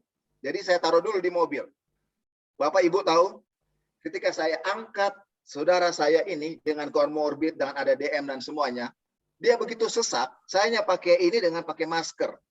Ya, tidak ada yang lain. Ya, yang penting wajah saya ada kacamata dan masker itu. Saya peluk dia, saya angkat dia untuk pindahkan ke mobil saya. Ketika saya angkat dia pindah, dia rasa sesak, dia buka dia pakai masker lalu dia bersin. Batuk di depan wajah saya. Waduh. Di sini nempel itu lendir-lendir hijau dari dahi saya mulai turun ke mata. Waduh. Ini saya mau kasih tahu bagaimana itu pengalaman semangat dan hati yang gembira ya bagi saudara-saudara. Ya. Ketika dia turun ke sini, saya tetap angkat dengan tenang, bawa dia ke mobil saya untuk duduk sementara sebelum saya bawa dia ke emergency. Kemudian saya pergi dulu ke tempat cuci, saya buka kacamata saya bikin bersih kacamata dengan dia punya lendir-lendir COVID semua ini. Karena hasilnya kan COVID dengan CT12. Ya kan? Ya, sedangkan dia tidak sadar, sudah delirium, ya, sudah gangguan kesadaran. Saya bersihkan wajah saya tinggal berdoa, Tuhan, saya mau tolong saudara saya ini. Saya ada semangat. Saya percaya ini banyak sekali mungkin virus kalau nanti diperiksa, ya. Tapi Tuhan kuatkan. Ketika angkat dia, saya bawa, saya urus juga 3 saudara yang lain karena di rumah, karena mereka positif mungkin tidak bisa tinggal di rumah. Saya bawa ke hotel Ciamplas 2, urus sampai tengah malam. Ya, mengurus mereka sampai tengah malam dari jam 1 siang itu, 1 sudah masuk di ICU, 3 masuk yang lain. 5 hari 5 hari ya. 5 hari kemudian saya cek swab negatif. Wow, puji Tuhan. Ya. Bukan cuma itu, saudara-saudara. Suatu waktu ada satu keluarga lagi, orang lain yang saya kenal, bukan keluarga tapi teman yang datang ke emergency, sudah sesak napas, jadi kita taruh di tempat sendiri, dia dengan sesak napas yang sangat luar biasa dengan keluarganya yang lain. Saya datang untuk berdoa sama dia. Saya juga pakai ini dengan masker saja. Sementara saya lagi berdoa, tutup mata, dia bangun dari tempat tidurnya karena dia rasa sesak, dia duduk persis di depan saya dan dia batuk lagi. Aduh. Push. Sementara saya lagi berdoa. Saya bilang, Tuhan, hal ini terjadi. Ini COVID lagi ini. Berat lagi ini. Ya, dengan Siti waktu itu, Siti dia sekitar 20. Wow. Ya, dia punya PCR positif. Saya melihat diri saya, oh Tuhan, saya berkali-kali disemprot. Bahkan saya berkali-kali masuk ke ruangan isolasi, menolong orang-orang yang lain. Tetapi sampai hari ini, puji Tuhan, ya, Puji Tuhan. tidak ada positif di dalam urus saya dengan COVID itu. Amin. Saya mau kasih tahu bahwa hati yang gembira itu, semangat yang betul-betul mau menolong orang lain. Ya, kalaupun positif pun atau apapun, kalau nanti Tuhan izinkan ke depannya. Tetapi kembali lagi kita sudah hidupkan bagaimana pelajaran tentang hati yang gembira itu sangat penting. Ya, suatu waktu kali saya bagi lagi kesempatan, saya praktek hari Minggu. Ada satu keluarga datang dari Jakarta, 5 orang. Pada waktu itu di tahun yang lalu itu belum banyak peraturan-peraturan yang harus periksa-periksa ini dulu. Satu keluarga ini 5 orang datang bikin tindakan, semua pada sakit leher, sakit punggung, sakit bahu ya. Kan biasanya kan orang kalau dilakukan tindakan ini sangat dekat dengan saya. Kan? Saya juga pakai kacamata dan masker. Tindakan begini segala macam. Itu hari Minggu. Hari Selasa saya ditelepon oleh bapak tersebut. Dibilang, "Dokter, kami keluarga mau kasih tahu, dokter. Kami ternyata hari Jumat, waktu itu kan hasil PCR lama. PCR itu hasilnya bisa 5 hari. Dia periksa hari Jumat, Sabtu, Minggu, Senin, Selasa, 4 hari kemudian, 5 hari dari Jumat, keluar hasilnya. Maaf dokter, kami nggak kasih tahu sama dokter yang hari Minggu itu, bahwa kami ada periksa, kami pikir nggak ada gejala, karena OTG, orang tanpa gejala. Tapi kami semua positif sekarang dokter. Lah, itu hari Minggu kemarin saya putar-putar badan mereka, semua kepala nempel di depan wajah saya, ya kan? Tapi saya cek kembali badan saya, tidak positif. Amin. Saudara, saya mau yakinkan kepada kita semuanya. Bila mana kita memiliki pemikiran yang positif, kata-kata yang positif, dan tindakan yang positif, dan memberikan pengaruh yang positif kepada orang lain, itu memberkati orang lain, tapi terlebih diri kita sendiri. Tapi kalau kita sudah tak khawatir, takut, walaupun kita tahu segala macam ilmu, karena saya punya ada teman-teman banyak ilmunya sangat luar biasa, tapi ketakutan yang menghantui pikirannya, dia begitu khawatir sehingga akhirnya tidak menjadi berkat bagi orang lain, bahkan dirinya sendiri juga terkena. Baik, kalaupun kita terkena ya, ada hal yang lain. Saya mau kasih tahu, ketika kita pun terkena oleh karena Tuhan izinkan kita mendapatkannya. Saya sering kali katakan ada iman, simple faith dan advanced faith. Saya katakan ada kepada orang karena kami sering melakukan wawancara atau edukasi setiap malam. Ada teman dari Surabaya yang papanya dan opanya meninggal. Tapi saya katakan kepada dia, kepada sahabat saya ini, kamu memiliki advanced faith. Tuhan izinkan kamu terjadi, walaupun kamu punya hidup sehat dan luar biasa. Tapi ketika kamu diizinkan mengalami hal ini, walaupun papa dan mama papa dan opa Tuhan izinkan meninggal, kamu jadi berkat sampai hari ini. Apapun yang terjadi bagi hidup kita, selalu bersyukur. Itu yang saya mau sampaikan pada sore hari ini. Amin. Ya, terima kasih, Bu. Ya, satu lagi nih Dokter Alvin, ketika ada yang terpapar dan CT-nya bukan CT, dia punya oksigennya sudah menurun waktu itu sampai 82, dan Dokter Alvin mendoakan melalui telepon, akhirnya naik. Boleh kasih kesaksian tentang itu? Doanya apa sih yang dibicarakan? Oke. Sebelum berdoa, kami kan sudah bilang dulu.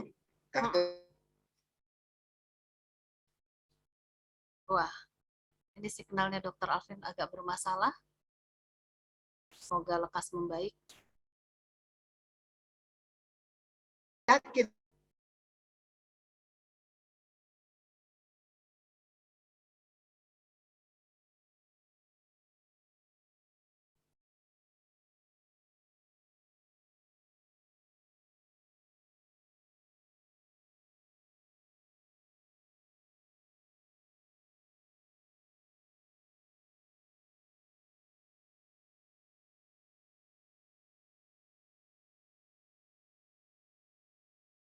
saya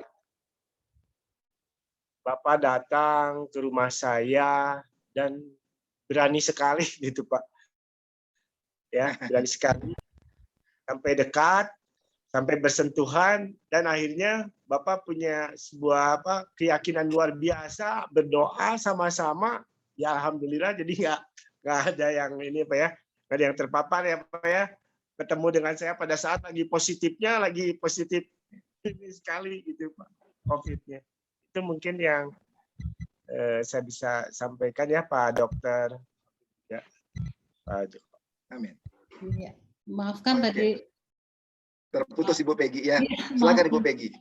Ya, tadi sudah ya Dokter Alvin doanya tadi, waduh saya terputus. Mudah-mudahan di rekamannya nanti ada ya, tetap ada. Oke, baik. Sekarang Pak Dedi masih bertanya atau sudah? Sudah. Terima kasih sekali lagi saya ucapkan tidak terhingga ya. Amin, amin. Bersyukur dengan keluarga besar Advent, Pak Dokter Alvin, Pak Joko, pokoknya Ibu juga semua. Mungkin saya juga tidak bisa ikut terus nih sampai ke kedua. Boleh saya ini mau? Ya, boleh Pak Dedi. Terima kasih. Iya, baik. Iya, terima kasih banyak Pak Dedi ya. Terima kasih sudah memberikan kesaksian. Terima kasih Pak Dedi. Makasih. Terima kasih. Terima kasih Pak Dedi. Ya, kita lanjutkan untuk menjawab pertanyaan yang ada di chat ya, Dokter Alvin. Amin.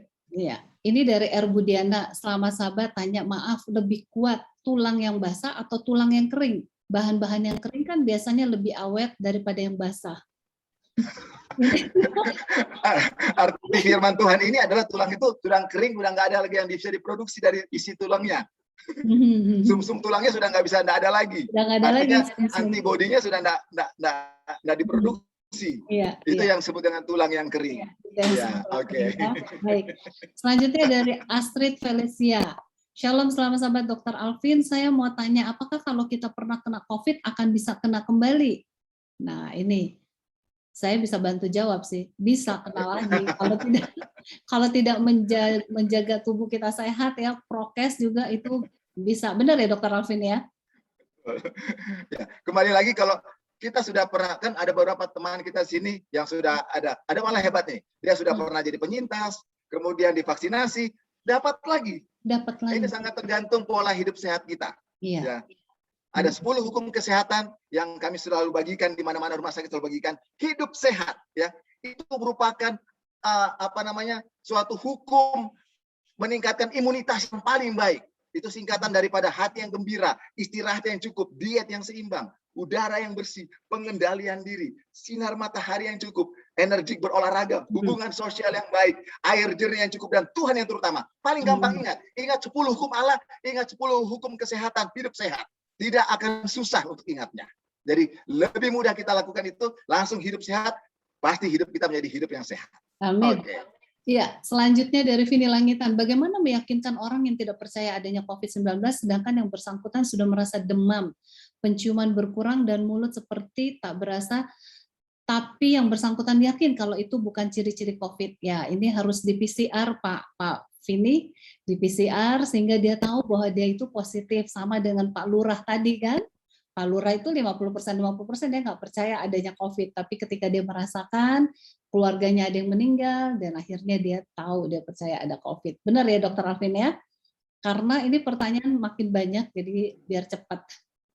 Dan Masyana Antoni, selamat sore sama sahabat. Apakah Zoom ini ada di YouTube nanti, tapi tidak live YouTube.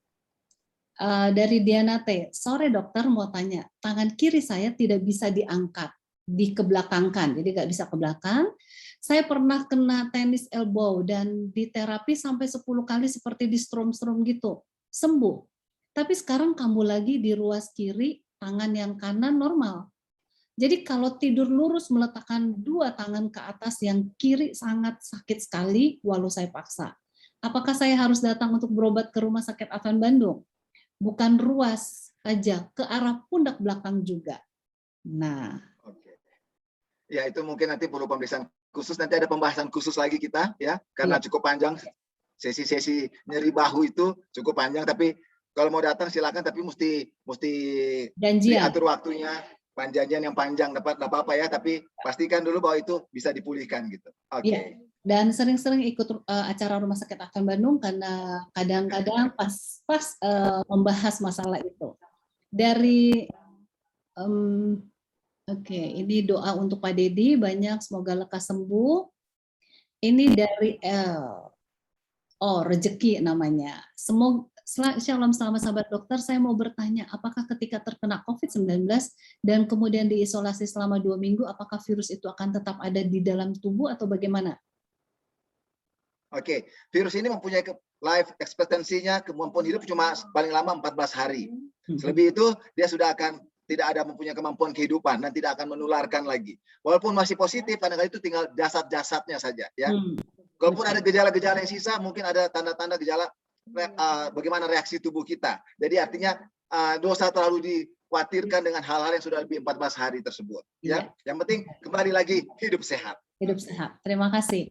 Ini dari Ketua PWKI Kota Padang Sidi Mpuan. Setelah isoman 14 hari, ada teman kami kaki kiri daerah bongkol susah digerakkan. Apa hubungannya Pak Dr. Alvin pasca COVID?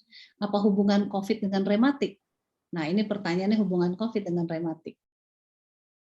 Memang ada efek-efek. Ya, efek daripada penyakit COVID adalah menimbulkan reaksi radang. Dan radang ini bisa macam-macam, bisa radang sendi, radang otot, radang macam-macam gitu ya. Mau kemana dia perginya sangat luas. Jadi kalau yang terkena misalnya Bapak punya sendi dan otot bisa saja. Tapi besok malam saya akan berbicara bersama Ikatan Dokter Advent Indonesia, Ikatan Dokter Jakarta tentang bagaimana mengatasi hal tersebut. Ya, kalau Bapak mau ikut silakan. Ya. Kemudian ini juga disambung dengan Ibu tadi, Ketua PWKI, berapa lama setelah isoman 14 hari bisa dilakukan PCR-nya? Oke, sebenarnya kalau setelah 14 hari ada peraturan pemerintah tidak perlu lagi diperiksa. Ya. Hanya kalau kita mau cari tahu, ya biasanya hari ke-7 dan hari ke-7 kemudian. Ya, biasanya di rumah sakit kalau dirawat itu setelah 7 hari, periksa lagi 7 hari. Kalau memang sudah dilihat U-curve-nya naik, walaupun masih positif, misalnya nggak perlu diperiksa lagi. Itulah rekomendasi dari WHO dan juga pemerintah Republik Indonesia. Jadi kalau makin orang tahu, makin deg-degan gitu kan. Tapi artinya kalau sudah gejalanya ada, kan pemeriksaan ini adalah merupakan penunjang untuk sesuatu yang lain yang kita tidak ngerti. Tapi ketika kita melihat dari kondisi fisik kita, dia membaik dan kondisinya membaik semuanya, dari yang ada gejala, it's okay, ya. Kadang-kala kalau hal-hal yang lain, kalau saya mau bagikan sedikit tadi, kita ini ada dalam zona ketakutan dan zona pemulihan dan pertumbuhan. Kalau kita masih terus sering-sering memeriksa tersebut, kita jadi khawatir, kita masih berada di zona ketakutan. Kita harus keluar ke zona pemulihan dan zona pertumbuhan. Kalau kita sering-sering lihat-lihat HP, cari-cari tahu bagaimana ini berita-berita ini, kita masih berada di zona ketakutan. Kita harus keluar dari itu. Dan kalau boleh, seperti kami semua di sini Rumah Sakit Advent Bandung, kita mulai berada pada zona pertumbuhan.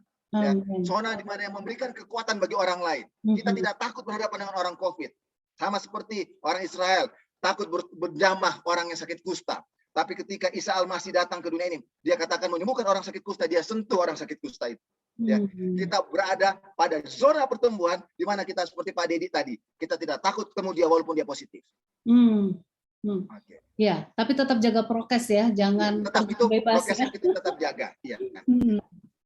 Betul. Baik, selanjutnya ini dari Evi Toding. Selamat sore, mau tanya apakah setelah 24 jam vaksin boleh minum air kelapa muda?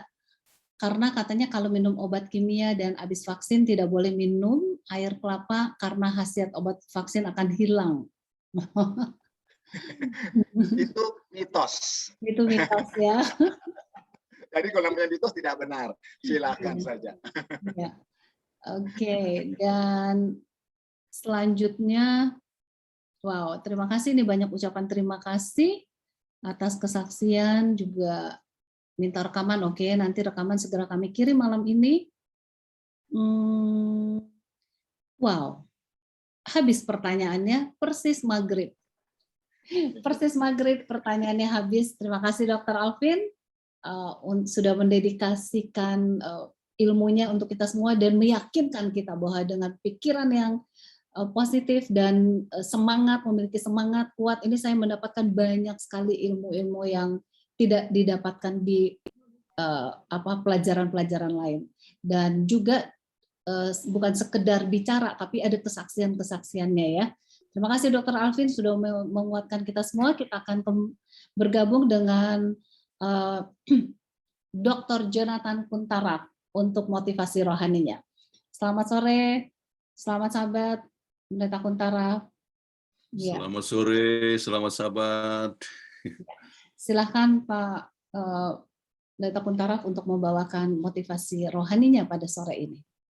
Baik, kita berterima kasih untuk pembahasan daripada Dr. Alvin dan juga kesaksian yang diberikan oleh Bapak Lurah. Ya, ini satu hal yang luar biasa dan benar, itu adalah satu prinsip Alkitab yang kita ketahui supaya kita berpikir secara positif.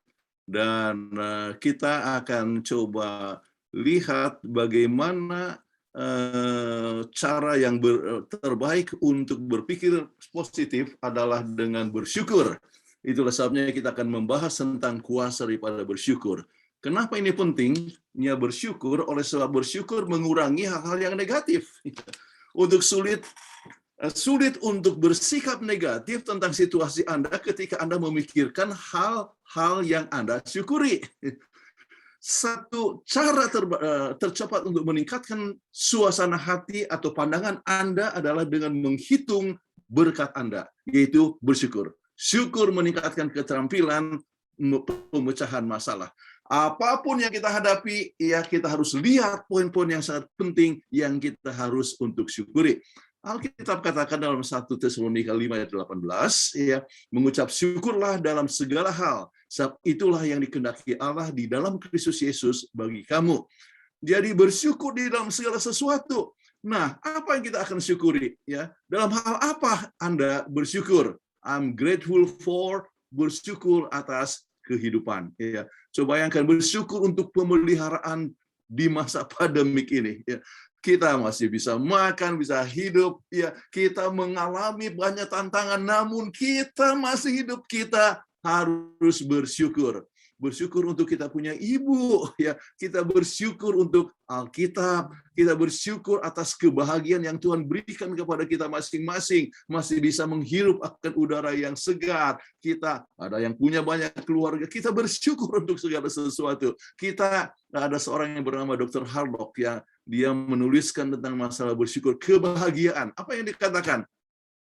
Kebahagiaan tergantung kepada 3 hal, dikatakan acceptance, affection, dengan achievement. Kalau kita diterima, ya, kita bersyukur, kita mempunyai kasih sayang, bersyukur, kita mencapai sesuatu, kita bersyukur, artinya berbahagia. Jadi kebahagiaan tergantung kepada 3A itu, ya.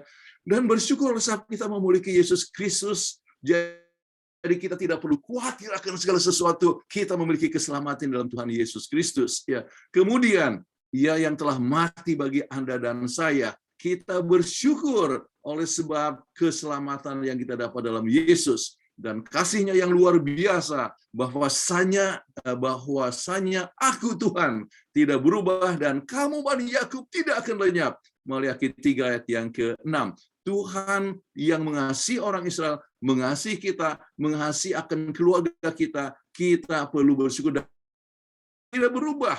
Dan kita bersyukur untuk sahabat.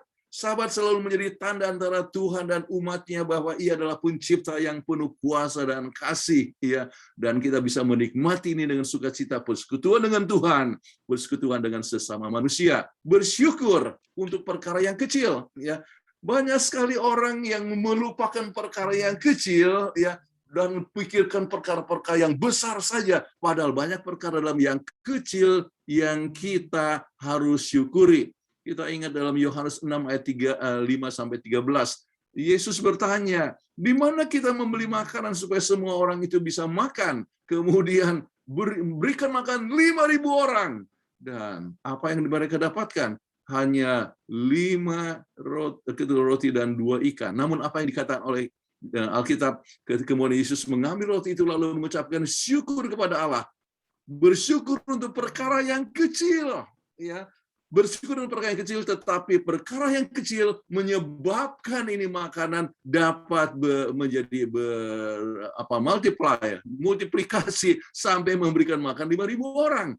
Saudara-saudara sekalian, ini perkara yang luar biasa. Dan apa yang dibuat oleh murid-murid itu, mereka datang kepada Yesus, terima sesuatu, bagikan. Kalau mereka sudah bagikan, datang kepada Yesus, mereka bisa bagikan lagi. Begitulah ucapan syukur, kalau kita bagikan kepada orang lain, kita datang pada Yesus, dapatkan lagi hal yang dapat kita syukuri, kita berikan kepada orang lain, dan kita mendapatkan lagi hal yang dapat kita terima daripada Yesus. Itu satu perkara yang luar biasa. Bersyukur kalau Anda miskin. Kenapa? Ada seorang yang miskin itu susah hidup. Ya, ibunya adalah seorang pembantu, dan apa yang terjadi? Walaupun dia ibunya pembantu, dia sangat disiplin sekali mengajar anaknya untuk disiplin. Kemudian ibunya yang tidak ada lagi bapaknya, ya. Dan apa yang terjadi? Dia belajar dalam kemiskinan ini, dan apa yang terjadi? Dia bisa tamat sampai perguruan tinggi, dan dia adalah orang yang telah bisa dia adalah seorang dokter yang spesialis, ya, neurologis yang luar biasa, dapat memisahkan kembar siam. Siapa dia? Ben Carson. Dia terima penghargaan daripada Presiden Amerika, bahkan dia pernah menjadi menteri. Dia berkata, saya bersyukur untuk kemiskinan. Ya. Nah, jadi tadi ada yang bertanya, bagaimana bersyukur kalau kantong kering? Ya, ini kita dapatkan di dalam buku 1 Timotius pasal yang ke-6 ayat 6 dan 7 dikatakan, sebab kita tidak membawa sesuatu apa ke dalam dunia, dan kita pun tidak membawa apa-apa keluar, asal ada makanan dan pakaian, cukuplah. Jadi kita bisa merasakan kepuasan dengan seperkara yang kecil sekalipun. Nah, bersyukur bila cacat sekalipun. Wah, bagaimana orang cacat bisa bersyukur, ya? Saudara-saudara sekalian, Anda pernah dengar tentang seorang gadis di Baltimore, tidak berapa jauh dari rumah kami dulu. Kemudian dia waktu loncat di tebing, ternyata itu adalah batu, ya, ternyata sangat dangkal sekali. Dan apa yang terjadi? Dia sampai tidak bisa lagi bergerak tangan, kaki dan sebagainya. Dia harus gunakan dia punya mulut untuk melukis dan sebagainya. Kemudian dia cacat, tetapi apa yang terjadi orang ini? Yaitu Joni Eareckson Tada, pembicara radio, TV, motivator, pelukis, penyanyi, penulis 48 buku, mempunyai 7 gelar dokter kehormatan, mendapat berbagai penghargaan dunia. Saya bersyukur sebab saya cacat. Luar biasa sekali. Dan dia katakan, kalau mungkin saya itu adalah normal, maka mungkin saya sudah kawin 2-3 kali dan saya tidak bahagia, ya. Tetapi saya bersyukur oleh sebab cacat, ya. Dia menikah juga, ya, dalam keadaan cacat ini. Tetapi saudara-saudara sekalian, dia bersyukur. Kenapa? Bergantung kepada Tuhan menyebabkan ada sesuatu yang dia capai. Bersyukur walaupun yatim piatu. Apa yang dikatakan oleh Paul Tournier, creative suffering, ternyata orang-orang yang yatim piatu itu adanya sesuatu kreasi, sampai dapatkan banyak orang-orang yatim piatu yang bisa mengubah dunia. Coba bayangkan Alexander the Great, Julius Caesar, Robert Speer, atau George Washington, Napoleon, Queen Victoria, Golda Meir, atau Hitler, ataupun, ya, saya tidak berkatakan bahwa Hitler itu bagus, tetapi dia adalah seorang yatim piatu. Lenin, Stalin, Fidel Castro, banyak yang telah mengubah dunia, dan mereka adalah orang-orang yang yatim. Ya, saudara-saudara sekalian, kita ada satu buku namanya Cradle of Eminence, ya, Victor dan Mildred George Gorsel. Dia menuliskan 700 orang, meneliti 700 orang. Dan apa yang katakan pengalaman masa kecil, apa yang telah membentuk mereka menjadi sukses sebagai politisi, ilmuwan, pengarang, bintang film, pahlawan dalam olahraga. Ternyata mereka pernah mengalami trauma, mereka pernah sakit waktu kecil, banyak yang keluar dari keluarga yang menyeleweng, artinya dysfunctional family, ya. Sebagian datang dari keluarga yang baik. Kesimpulan menyebabkan mereka berhasil apa? Kami punya pilihan mendasar.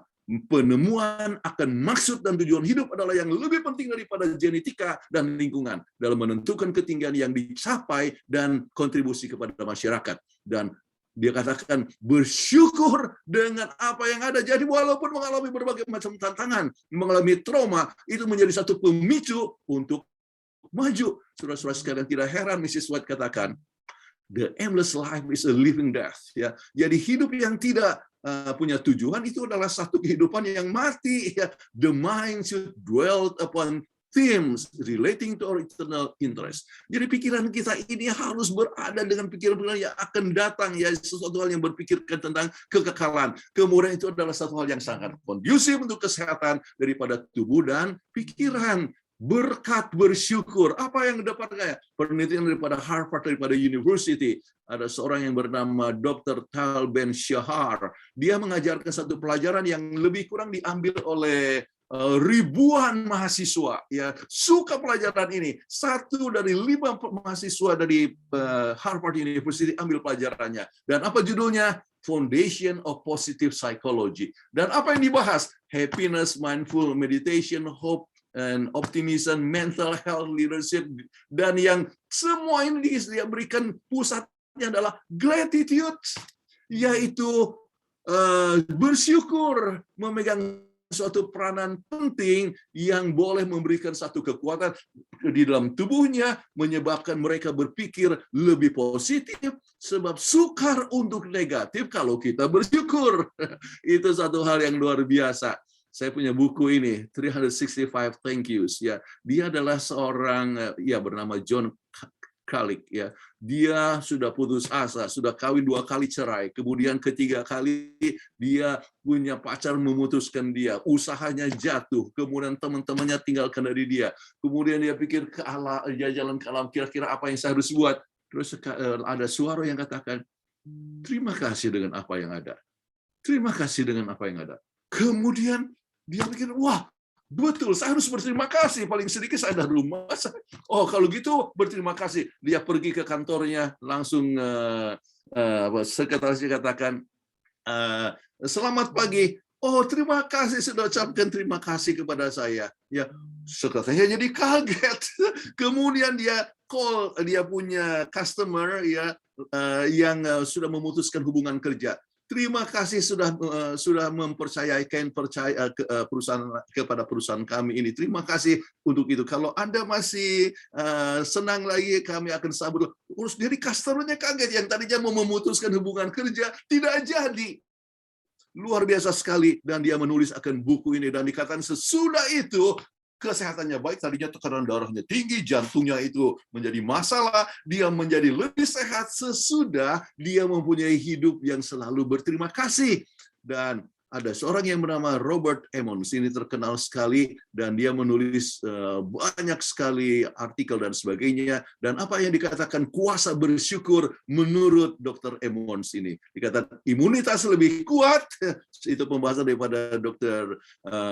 Alvin Rantung tadi, jarang sakit, kurang terganggu dengan perasaan nyeri, tekanan darah lebih rendah, tidur lebih lama dan merasa lebih segar, lebih bertenaga, perkawinan yang berbahagia, mempunyai emosi positif yang lebih tinggi, lebih berpengampunan, lebih optimis dan bahagia. Luar biasa sekali berkat daripada bersyukur ya. Dan di sini katakan dari segi emosi ya, dia punya perasaan lebih baik, kemudian lebih rileks, dia lebih mempunyai kegigihan, kemudian dia tidak akan lagi mempunyai kedengkian, ataupun dia mempunyai pengalaman yang lebih berbahagia secara sosial. Apa yang dikatakan kalau orang itu bersyukur, ya, dia akan lebih sosial, lebih punya perkawinan yang lebih baik, kemudian lebih ramah tamah, lebih suka berkawan, kemudian mempunyai hubungan yang lebih mendalam, kemudian lebih bagus juga dalam soal personality ya, dia kurang di dalam materialisme, dia lebih kurang berpusat kepada hanya diri sendiri, lebih optimis, kemudian dia punya nilai diri lebih tinggi, kemudian rohani pun jadi lebih tinggi.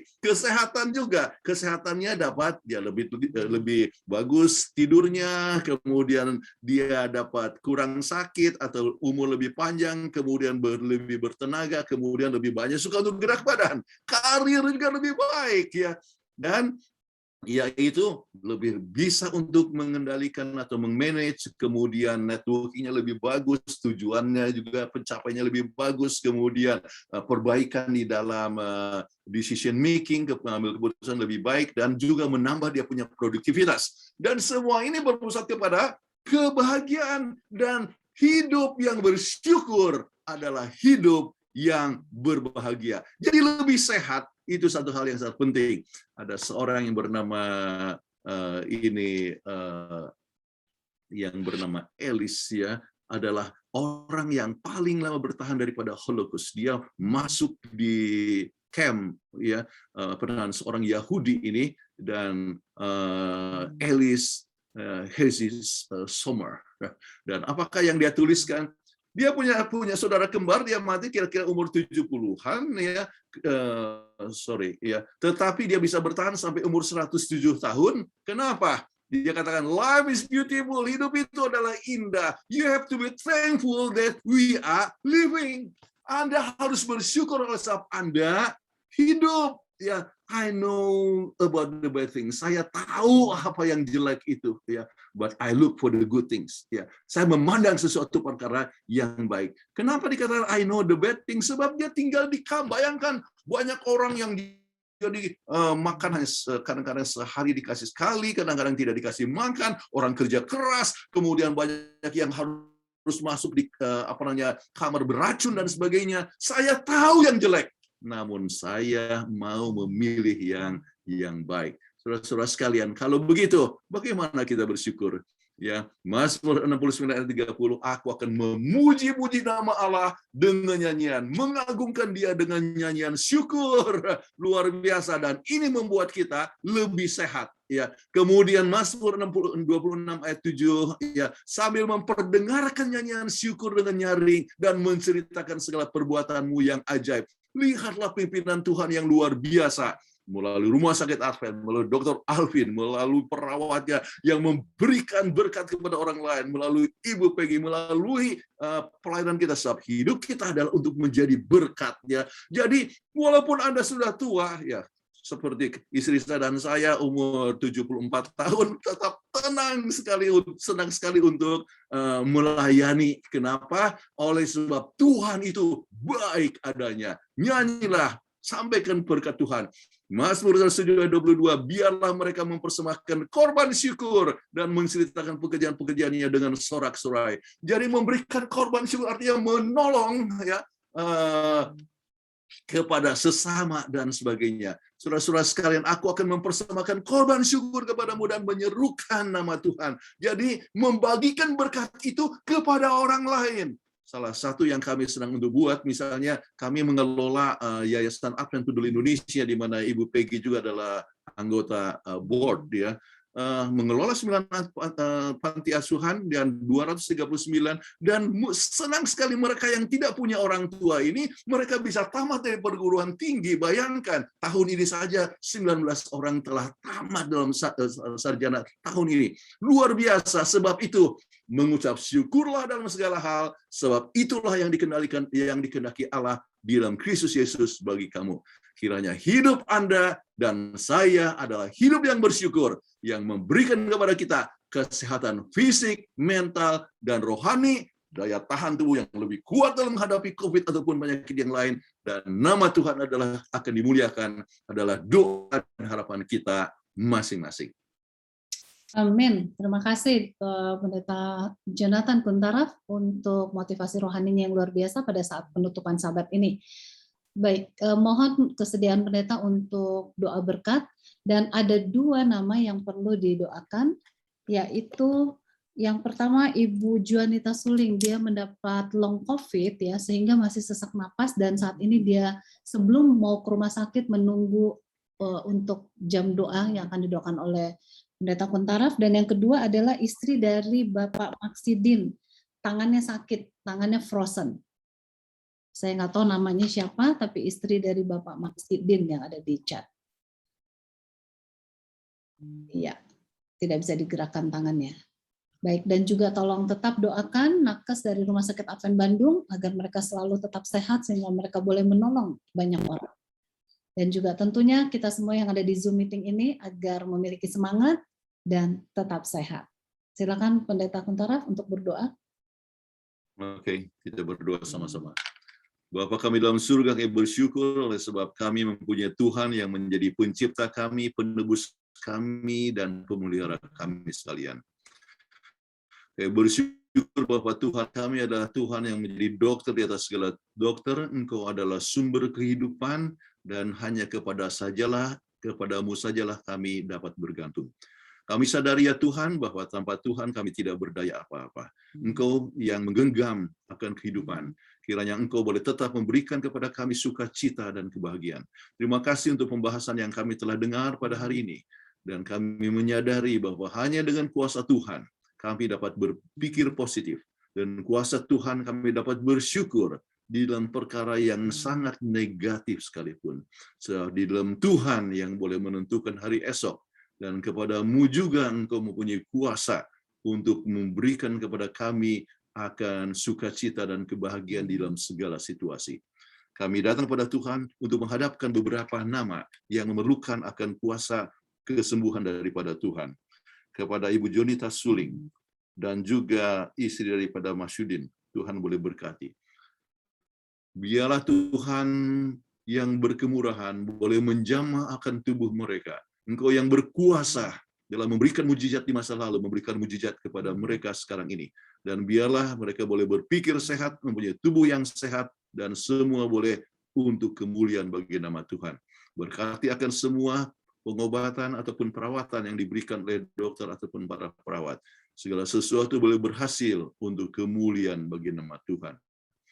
Kami berdoa untuk semua, untuk Rumah Sakit Advent dan semua dokter dan juga perawat dan semua pegawai. Biarlah semua boleh dipimpin oleh Tuhan, mempunyai kebijaksanaan daripada surga dengan dalam melaksanakan tugas masing-masing. Dan biarlah semua kami dapat tetap saling mendukung satu sama lain, dalam menguatkan satu sama lain, dan kami dapat mempunyai semangat yang tinggi dalam pelayanan, dalam segala usia, dalam segala situasi, di dalam latar belakang yang berbeda, namun kami dapat memuliakan bagi nama Tuhan. Bila Rumah Sakit Advent boleh tetap menjadi berkat kepada jemaat, kepada anggota, ataupun kepada masyarakat di mana Rumah Sakit Advent berada. Dan semua yang datang ke Rumah Sakit Advent boleh mendapatkan akan berkat daripada Rumah Sakit Advent. Nama Tuhan dapat dimuliakan. Bapa dalam surga, kiranya kami dapat mendapatkan kekuatan untuk menghadapi minggu yang baru ini. Sementara Sabat ini berakhir dan kami memulai minggu yang baru. Kami tidak tahu apa yang akan terjadi. Namun kami tidak pernah takut menghadapi hari esok selama kami ingat Tuhan beserta dengan kami.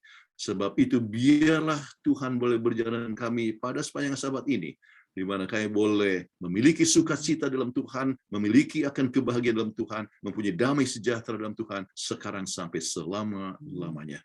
Tuhan berkati juga akan pimpinan Rumah Sakit Advent, Dr. Alvin, ya, juga Peggy, ya, Wawuri Sandar, beserta dengan semua yang mengelola akan Zoom meeting ini, supaya kami dapat tetap menjadi berkat, nama Tuhan dapat dimuliakan.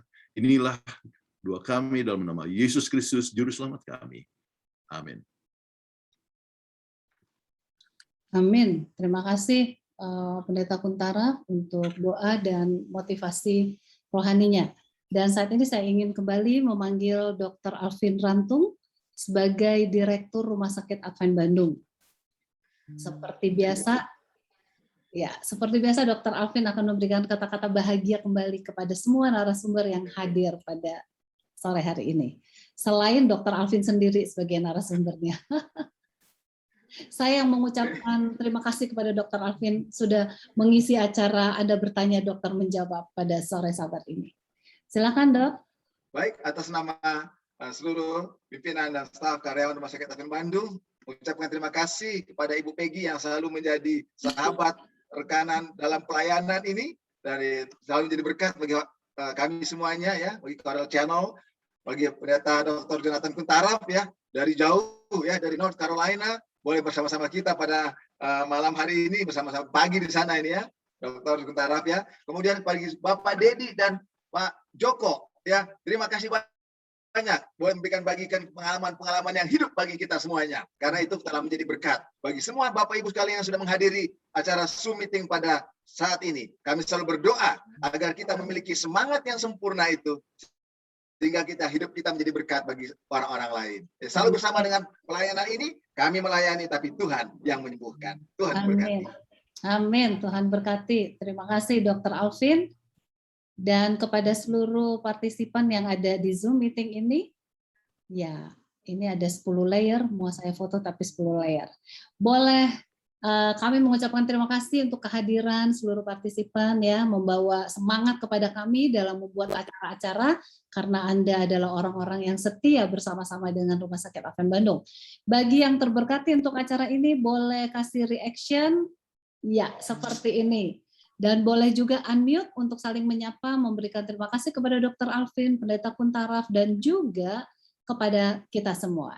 Selamat minggu bekerja. Jangan lupa, saya tetap mengundang Minggu bekerja semuanya. Terima kasih. Terima kasih. Terima kasih semuanya. Selamat minggu bekerja. Terima kasih Dr. Alvin.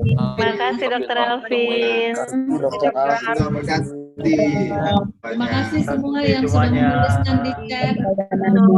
Terima Terima kasih semuanya. Tuhan berkati. Terima kasih. Terima kasih. Imun tinggi. Menit. Terima kasih Terima kasih dokter. Kapten. Dr. Terima kasih Alvin. Dr. Alvin. Terima kasih. Sampai ketemu Terima kasih Pak minggu Dedi. depan ya. Sampai Tuhan ketemu berkati. Dan Sandra, terima kasih. Terima kasih. Selamat minggu bekerja semua. Yes. Thank you. Ya. Dr. Alvin. Ya. Terima kasih Peggy, terima kasih Dr. Alvin. Wah, ya. Tuhan memberkati. Tuhan berkati juga.